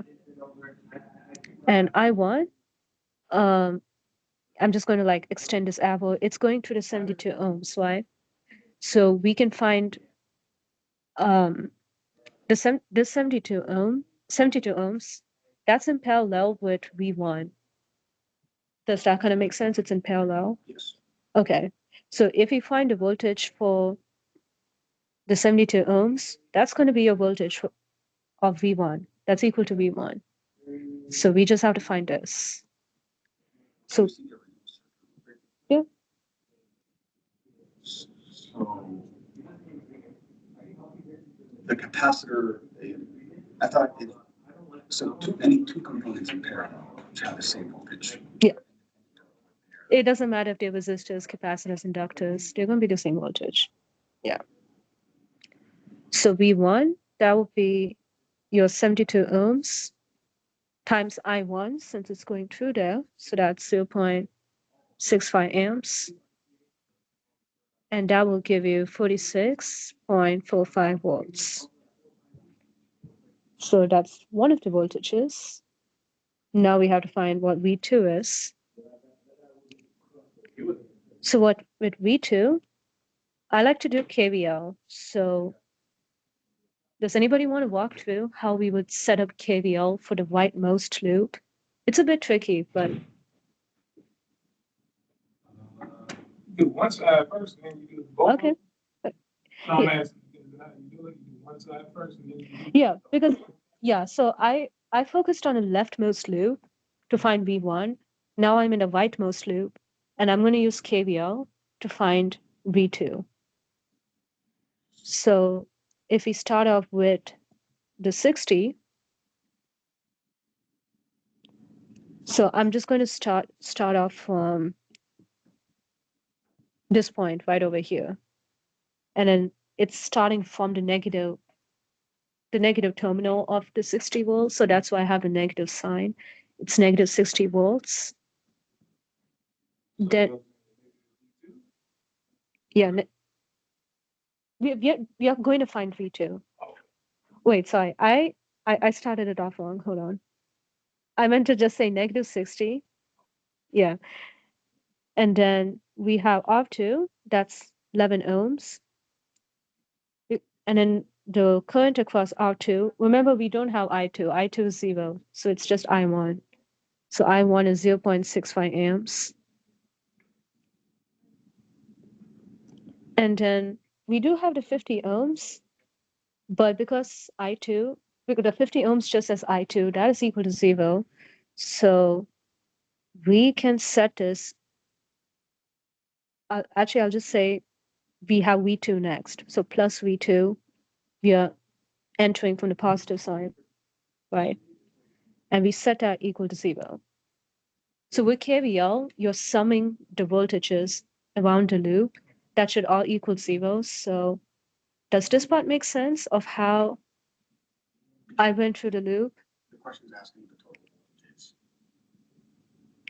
voltage. It's asking for V2. So I'm setting up this equation to find V2. Because from here, it's pretty simple to get V2. But it's setting up the KVL loop. And then, so yeah, and then we're saying that V2 has the voltage from V1 in it. Because you have, no, that's 72 volts, 72 ohms times. Yeah, that's separate. It's not connected to V1, it's separate, but you do need I1. because I2 is equal to 0, but R2, the resistor right about is 60 volts. It's going to have I1 and I2 in it, so that's why we use I1 for the 11 ohms. I see where the current is passing through the 11 component, and has to be assumed within the voltage for V2. Yeah. So, yeah, just 11 ohms, 0.65, why are they being multiplied, not added? oh, that's because we are finding so with KVL, it's a sum of voltages, right? So I'm first starting off with negative 60, right? Now we have to find a voltage. So this is the voltage across R2. Yeah, so that's Ohm's law. And R2 is 11 ohms. With the current, it's just going to be I1, the 0.65 amps. And then you would need a voltage across the 50 ohms, right? Because you're going rightwards. But with 50 ohms, it's just I2. There's no I1. So I2 is equal to 0 because of the open circuit right here. Does that make sense? Okay. So it's just equal to 0 to voltage across the 50 ohms. Then finally, we just have V2. So plus V2. And all of that is equal to 0. You're completing the loop.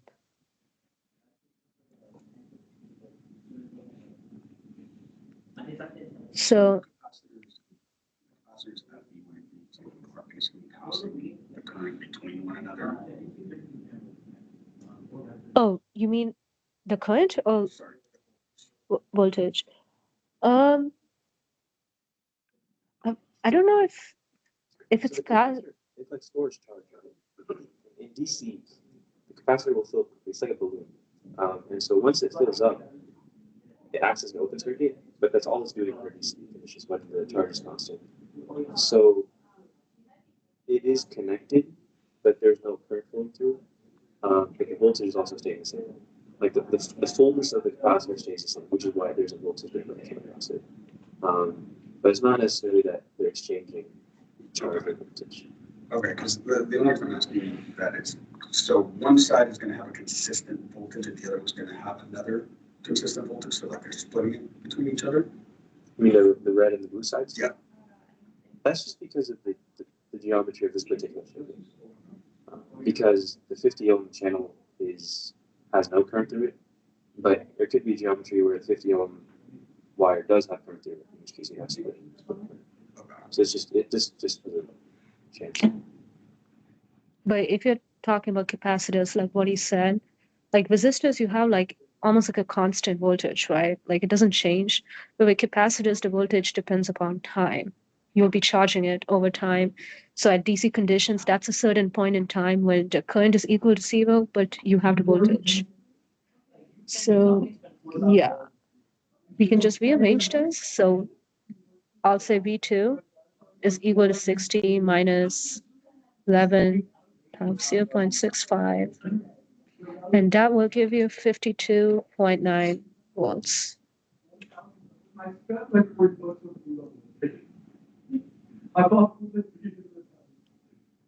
Yeah, hopefully this wasn't too confusing, but so far making sense.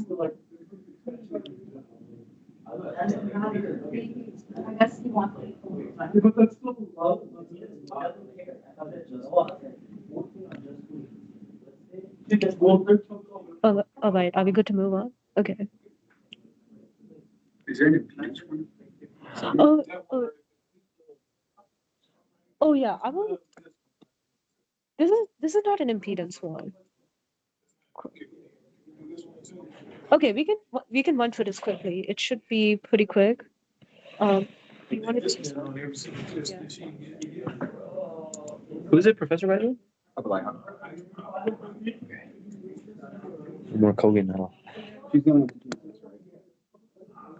Yeah.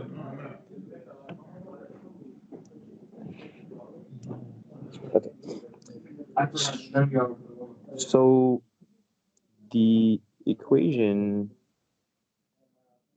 So the key words here are energy stored in the capacitor. There's an equation for that.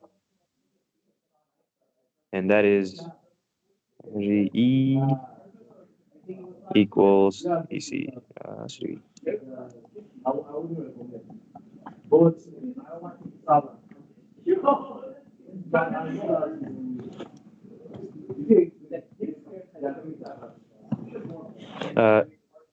is it E? What's the E equals 1/2 CV squared.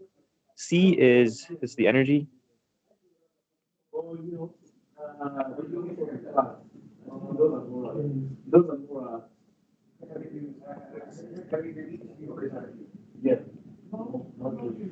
This, oops, what did I do?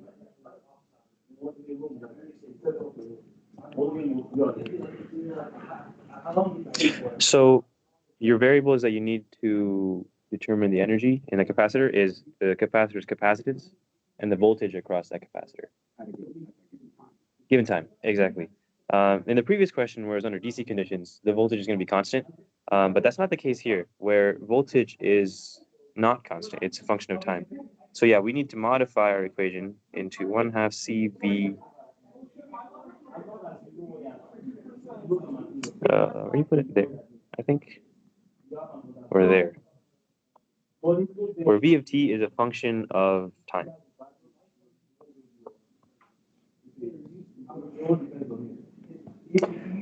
Capacitance is a constant, and the value is given here.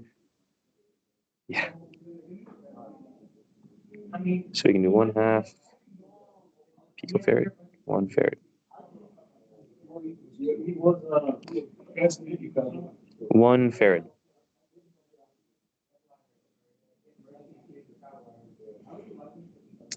Yeah.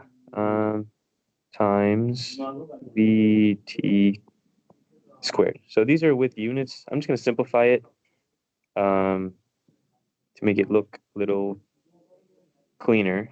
VT squared over 2. Since 1 farad times 1/2, that's just 1. 1/2. The units will cancel out, so we don't need to worry about it because farads times volts equals joules. That should be the case. And so what's the question asking us? So we're given VT here, and VT is a piecewise function, so it's got different values depending on the time from, or whatever time is given. So this is time before the circuit is charged, I guess. This is maybe during its charging, and this could be after it's charged, so it's a fixed value. So the question is asking, determine the energy for the following times to 1 decimal place. So the first one is when t is less than or equal to 0. So what is V of t when t is less than or equal to 0? Yes, V of t is 0. So when we plug in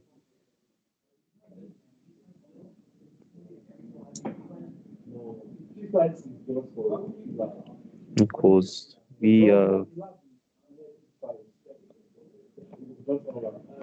equals 0 squared over 2 equals 0. And so the next one is when t is between 0 and 9 seconds.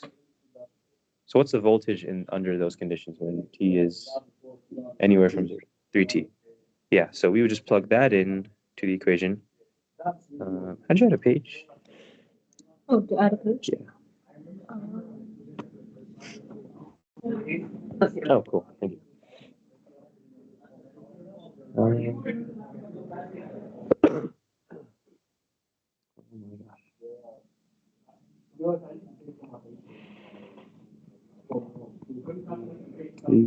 T. Oh, because when it has some number by t, it means that voltage amount for the time that t is. Yeah, it's just the way the function is defined. The voltage is dependent on the time. Yeah. And there's that specifies because the way they ask you to put the answer in is it says blank t to the x where x is equal to Yeah. x is equal to 2. Yeah, it's because the way the equation solves out, you are left with an answer that's dependent on t. So that's why the t is given. So v of t squared over 2 is our answer, and v of t is 3t. It's going to be 3t squared over 2, which comes out to 9t squared over 2. equals 9 over 2 times t squared. And so, yeah, that's where you get that exponent. So it's asking us, yeah. So I guess I can reveal the answer here. First one is 0. This one is 4.5, where x equals 2. Yep. Any questions on that? Why is x equal to? So this was our answer, right? 9, let's say 4.5 t squared. And so the question is asking us, it gives us t to the x, which is kind of a weird way to ask. But because our answer was 4.5 t squared, the coefficient to the t is going to be 4.5, and the exponent, the x value, is going to be 2. Yeah. It was t to the 3, x would be 3. Yes. Yeah. It's asking for the x is asking for what power t is raised to. For the next part, we would just take the same function that we just answered, Mhm. place a 7 where t is. Exactly. Because we're evaluating the voltage at 7 seconds in particular, not necessarily like a general range. And so for that, since we have this equation for this time range, ET equals 7, the energy when time equals 7 equals 4.5 times 7 squared, which equals 4.5, 49. I'm not exactly sure what this is, but you can calculate it. So let's reveal the answer on that.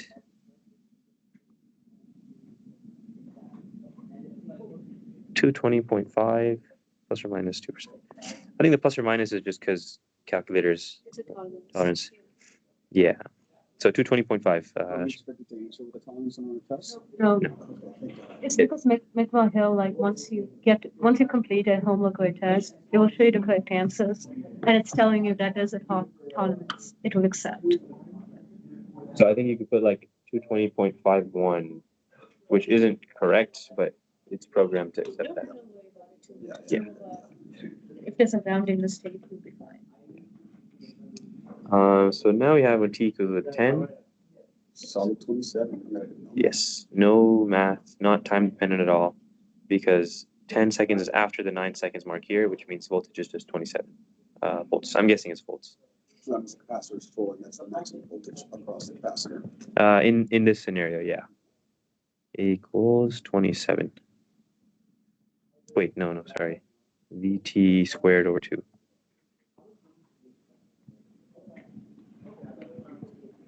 Which equals 27 squared over 2.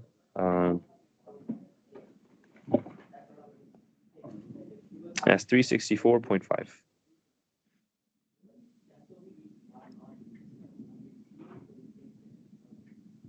So because if that 9 seconds, we went to 27. Yeah. Maximum. Yeah. And if you like just for fun, if you were to plot this time here and voltage here, you're gonna have 0 seconds here. So anywhere beyond this, your voltage was 0. Right? Negative infinity to positive infinity. From here, you're gonna have a slope of 3. So 3t is gonna be the equation up until 9 seconds. And this value is going to be 27.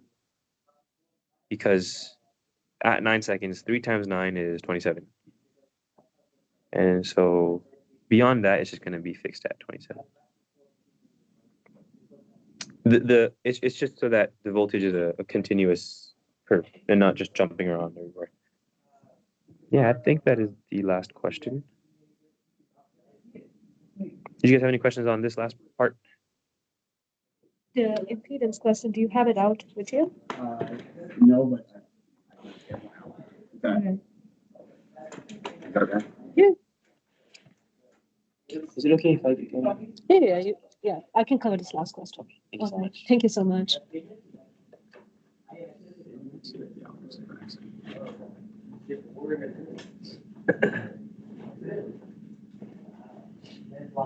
Week 8 for that?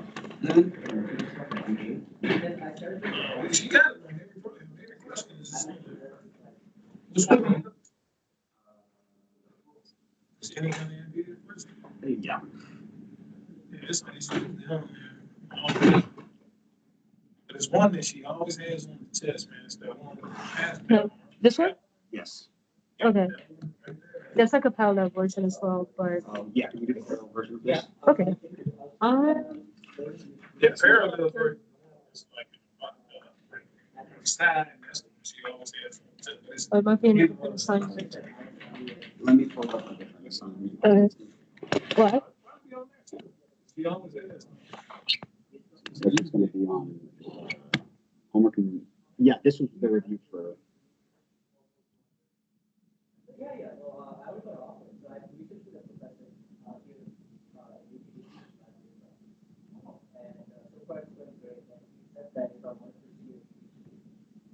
It's good at the bottom, yeah, you go to the box. Yeah.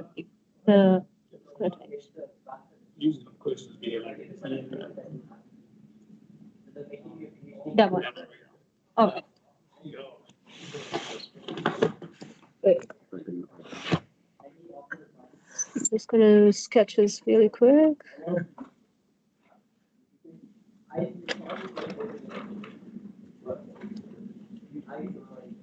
Is there something planned on this side of the room? We have a study with IEEE from 6 to 8.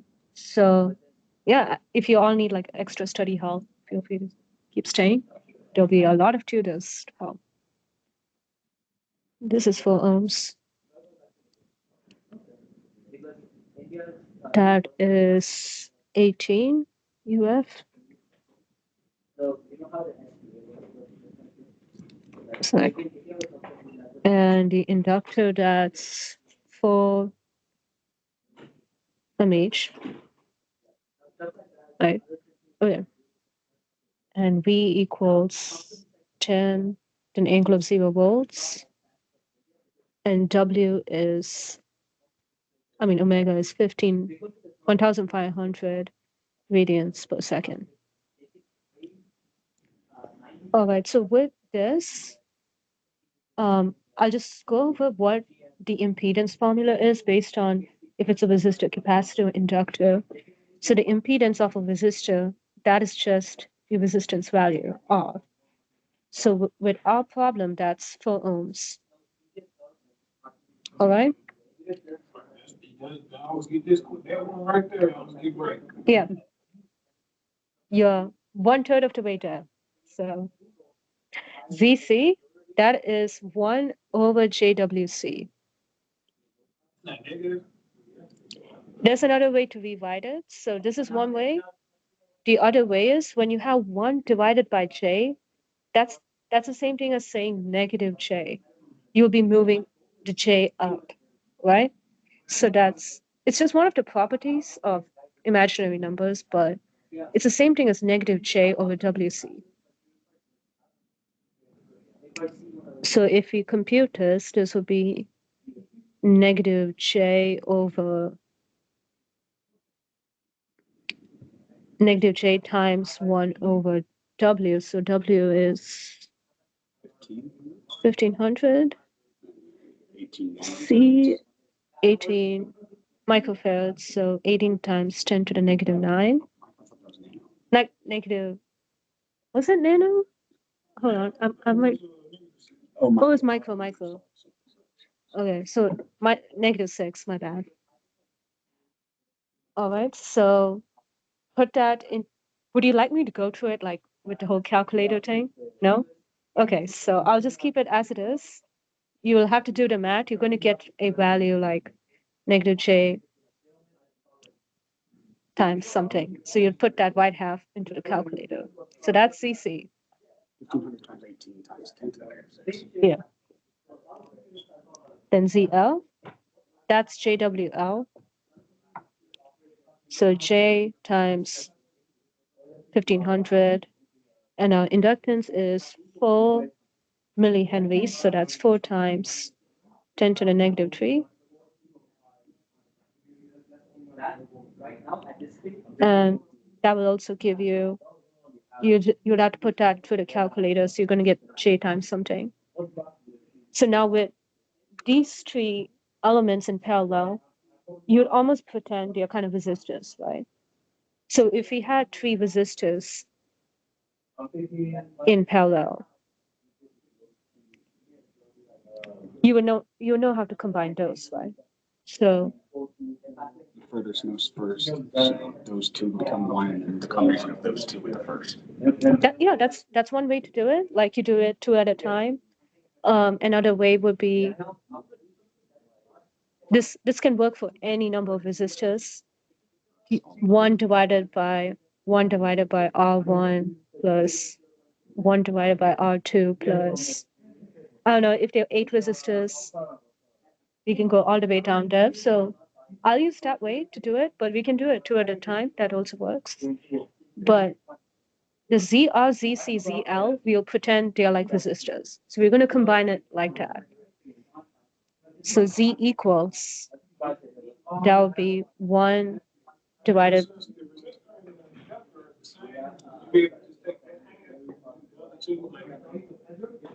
Yeah, so like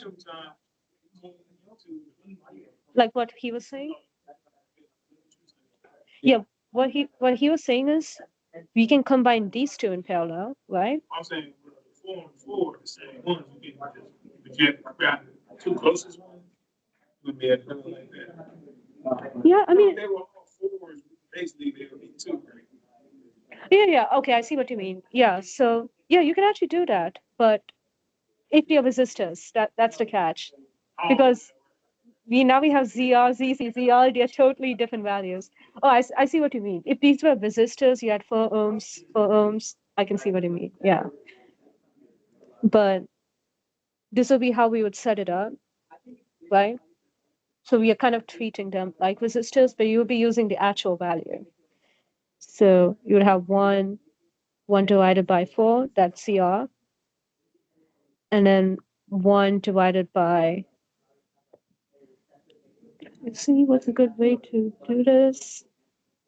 We first need to put them all in, Yeah, you would either, no, sorry.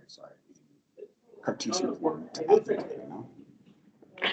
that comes up later. So first we need to like just be sure the signs are correct, right? So if you're using this, like let's just say you already found what ZC is, you're using this, you'll be 1 divided by negative J times something, right? And I'm going to go ahead and simplify this pretty soon.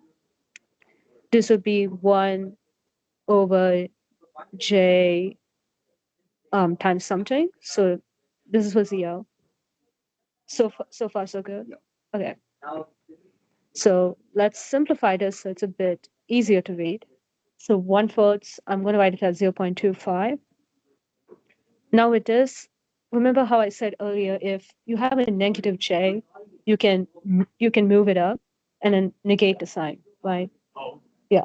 So like earlier you saw negative J at the numerator. Yeah.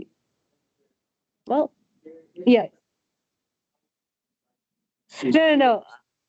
So sorry, I was going to say the wrong thing. Earlier we saw a J at the denominator and we said it's equal to negative J with J at the numerator, right? So you can do it backwards, right? So here we have the negative with the J at the denominator. We can switch it. So you have a positive J at the numerator. Kind of makes sense. It's about switching the signs. And then you still, you'd still have 1 divided by the value, the WC, which we have. So I'll actually just write it out.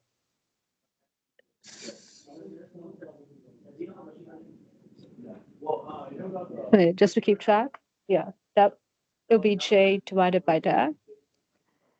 And then with a plus 1 divided by J, we can move the J to the numerator. So you would have to switch the sign. So that's minus J divided by 1500.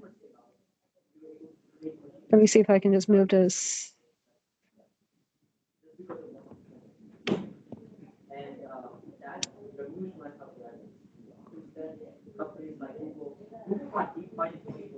So this is just me rewriting it. So we are putting the J's at the numerator. But so far, this does all make sense. Just like rearranging it, right? Now what you would have to do next,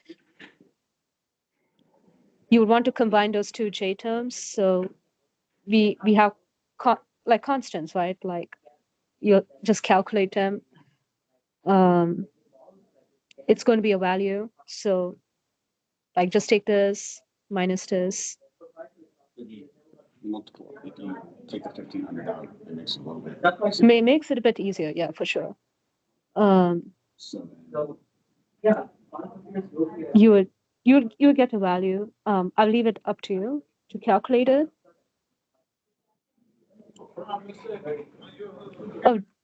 Oh, 7. if you have Desmos, it would be super helpful. Yeah, and then number 9.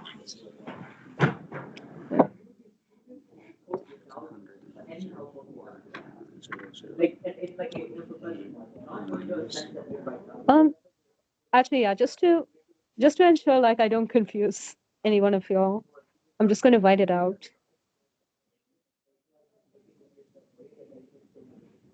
But if you know professional environment, you know this stuff. Yeah. Debugging stuff, like for software engineer. All right, so just put this through the calculator. You're gonna get a decimal. So just put this all. This denominator, if you want to divide or multiply, we can't do it in this format, a plus bj. We're going to have to convert it to a phasor format. So let's see if I. With a phasor format, how it works is you're getting the rectangular form that's x plus iy. That's the format we're having in a denominator, right? If you want to convert it, we first need to find a radius. So with a radius or the magnitude, that's another way to say it. That'll be just x squared plus y squared. Okay. So in our case, it will be 0.25 squared plus, let's see. I'm going to take this whole value, the one you put in a calculator. I'm just going to call it b to make it less messy. So that'll be like b squared. So that gives you the magnitude, which will be right here. And with the angle,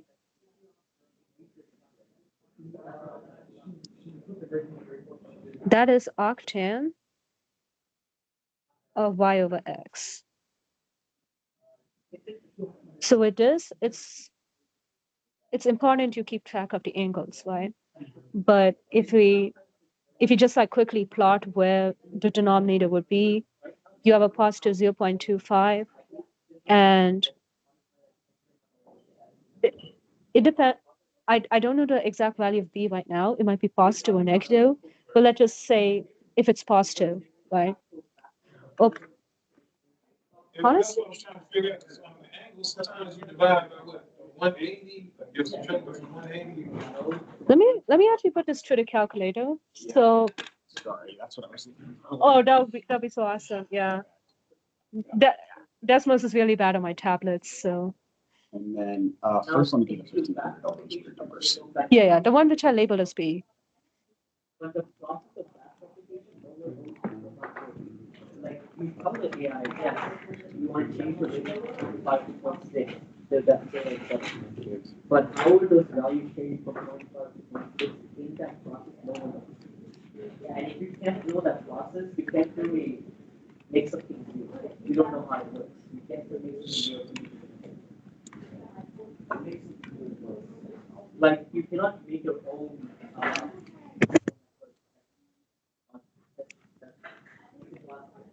It's like making your own brain with my brain. It doesn't make sense what I'm saying. But like, let's say making about the monster that and how what about it is. It's like coding.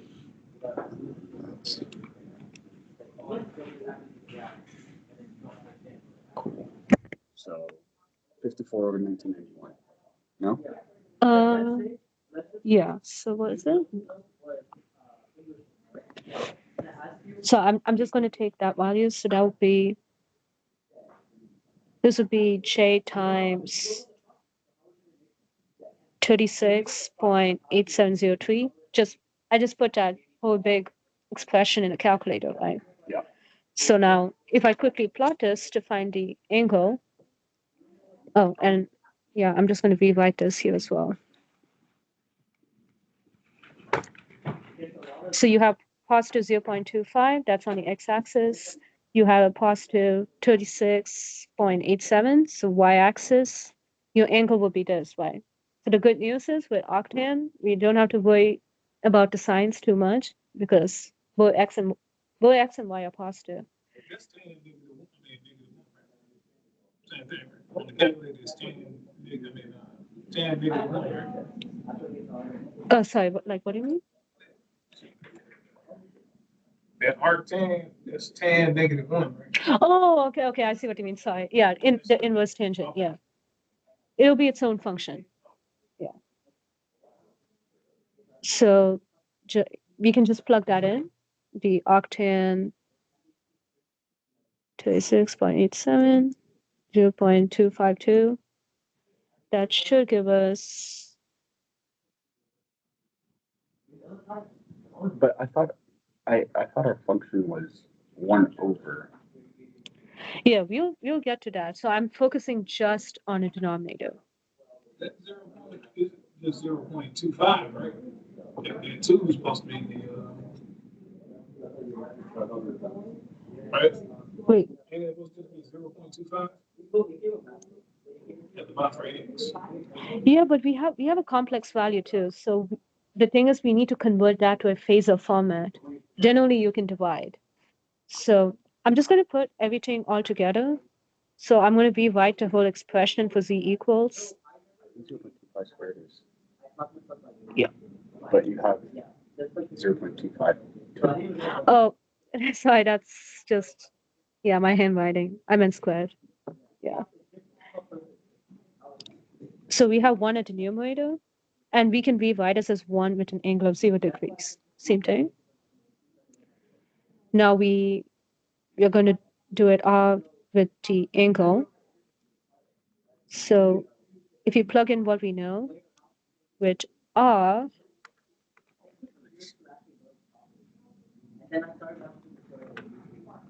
it's going to put the angle in. Oh, we just raised to 0. 0 divided by.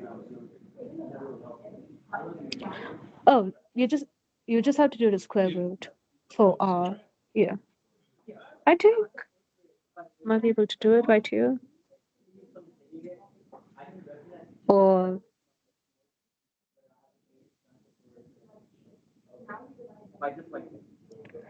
yeah, sorry, my calculator is not as great, but now it's pretty easy to divide them, right? So with the real part, we would divide as normal, like typical calculations. With angles, when you're dividing, we just subtract them. So this would be 1 divided by this. And then we have the angle, so that would be 0 minus 89.605 degrees.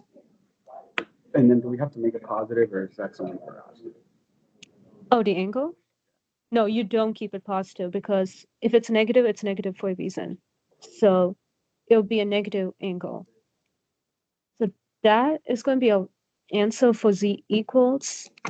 And it will usually ask you, like, what's the magnitude? What's the phase? So magnitude would be this part. Phase would be this part. Or it might, yeah, it usually asks like that. And then what's the second part? Just The current supplied by the sources. okay. I'm putting it in now. Because, let me real quick.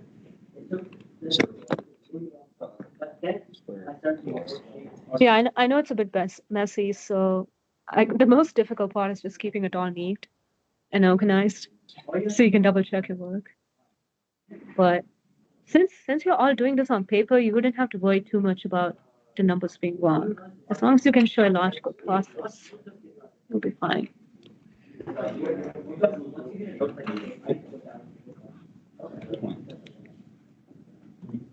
It's like a. Two. No. You know what I'm talking about? Yeah.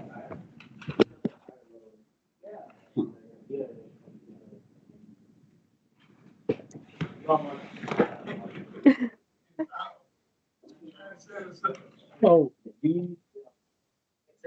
It's not 1, it's 10.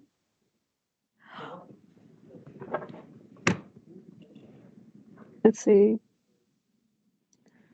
That shouldn't affect the impedance because we so far didn't use voltage for the impedance. That would be for the next step, but it usually means there's something with the calculations we'll have to double check. So Uh, capacitor 18 microfarads, that is 10 to the negative 6. 10 to the Not Is- micro. I'm so sorry. 18. This is, Alright. that's micro. That's micro. Milli 10 to the negative 3, micro 10 to the negative 6, nano 10 to the negative 9, pico 10 to the negative 12. Sometimes I have to do that with that. Does it tell me what the answer is? Ooh. Oh, for the 4, 1/4, it's millihenry. Okay, that's my bad. That's my bad. Yeah. That's it. Was it 4 ohms? The 1/4, that's for the resistor. Oh, that's for the resistor. And then for the L, Okay. milli not 10 to the Times negative 10 to3. negative 3. And 18 10 to the negative 6. 1500.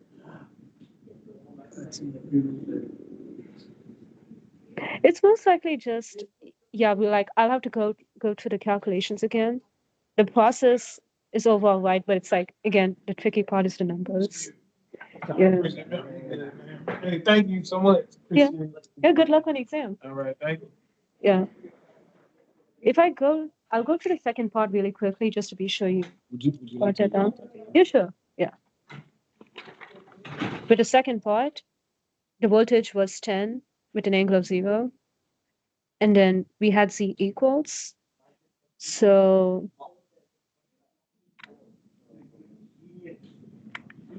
that'll be, Sorry, I need to check my phone. I apologize. yeah, no worries.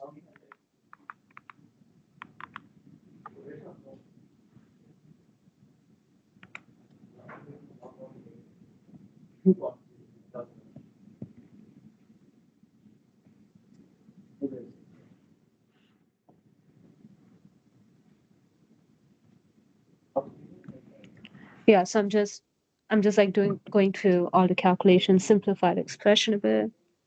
So doing the same math, we would divide the real part as normal.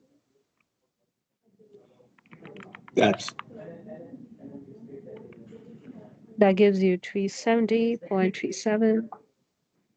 And the angles, we subtract them, so it'd be 0 minus negative 89. That'll give you positive 89.605 degrees. That'll be your current. Oh, I wanted to voice. so. I'll put in.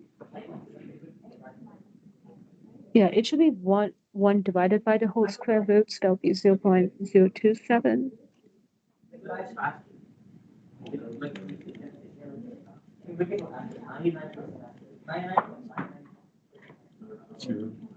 Or not, I guess. Yeah, it shouldn't affect the answer. Okay, so.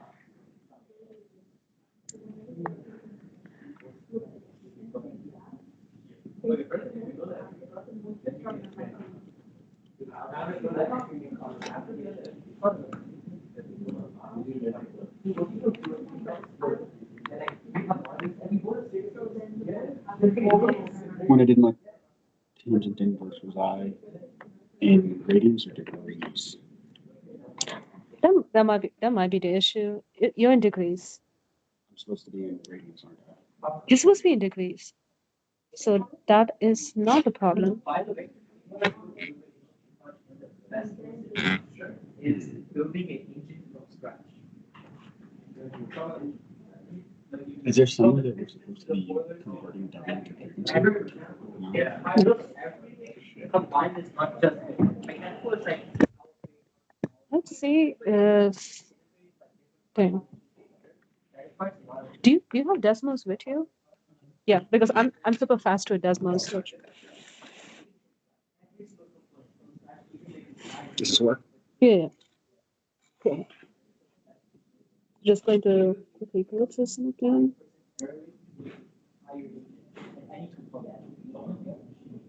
I'm gonna go to the restroom. So Yeah. because I noticed the rest of the time. Right?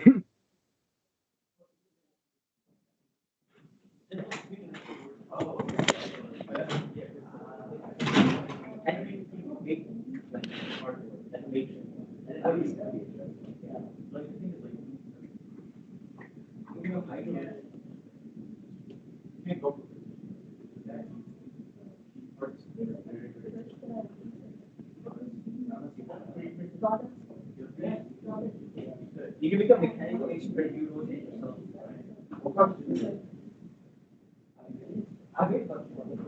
My best project was so far, I made a software algorithm. That was pretty good. I'm just too risky for that. Like, give me 65%. Whoa. But that's my mechanical one was like, I wasn't buying it. That's for sure my,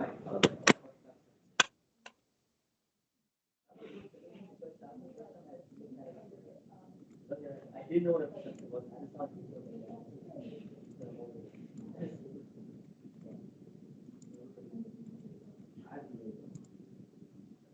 I put it first.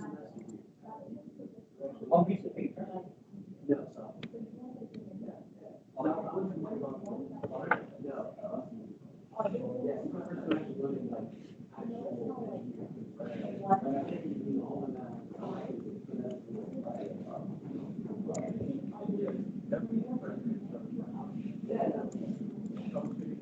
You know, one of the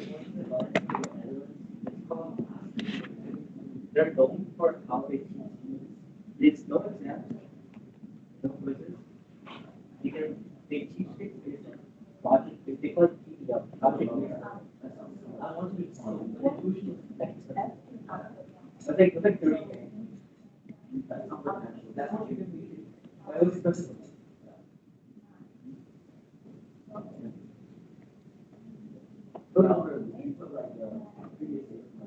No, I didn't raise it. Actually, something so different because I was like, yeah, everybody saying that thing. But I gave it JSON, right, formatting. Hey, look at the news data, take this input, go to a different AI, analyze it, come back, and then look at the stock graph, imagine the previous stock graph, if it's going up, and if the news is validated, bet on it, if it's going bad, short it, if it's going good, like it's very simple. But it's super risky. I think my risk rate is 8%. Don't make sense. So we can use I didn't make it very much. But it was fun because I was like, oh, I can make money. We focus on the compound company random. Wow. But no, it's like 4 years ago. Bitcoin was like, even then, like, shit, I should have bought Bitcoin then. Even 4 years ago. So even 4 years ago, Bitcoin was like $40,000. Now it's $100,000. That's 30. Yeah. No, they think Bitcoin is going to million next 4 years. Once. I saw it in the video. No, I saw it. I don't waste my time on myself. I don't waste my time on myself. Oh wait, I was big shorts. Well, big shorts. Yeah. Also, Thank you so much. Yeah, there's just one mistake, so I'll just quickly point it out. I didn't get to all the calculations yet, but with this 1 over ZC, you when you do 1 divided by 1 over JWC, it's actually JWC. So this is accidentally put at the denominator. That's what caused this issue. So the number turns out entirely different. If you want to write this down, you can, because I unfortunately have to go soon. Oh, shit, sorry, I just had a confusion. No, it's right here. Yeah, this is what I have so far. Wait, no, I'm sorry, I have it right here. Oh. Right here, that's where it is. And extension of that. This is Z equals. Right here, that's where I can extend it.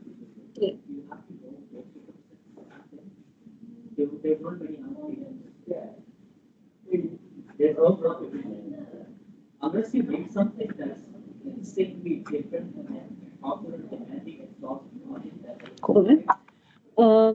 With this case, you do get a negative number. Hopefully, the calculations are right. So, do you know how to like get the angle? Yeah, With I that? know how to convert it. Okay. So you can just go to the math, run it through. Hopefully, it works. All right. No, that's a lot of guidance and a lot of clarity on the equations that I use, and that's mostly where I needed to Oh. generally use. Yeah. Sorry, it was just like one mistake with the numerator denominator too. And I'm sorry, can I see really quick just past the current calculations? Oh, okay. Yeah, sure. It's right here at the bottom. Perfect. Oh, and wait, this is all shared, right? Yeah, it's in the video. Yeah. Okay. Thank you so much. I really, really appreciate it. Yeah. Thank you. Good luck. I don't think I'll need it. That's awesome. You got us. You don't need that.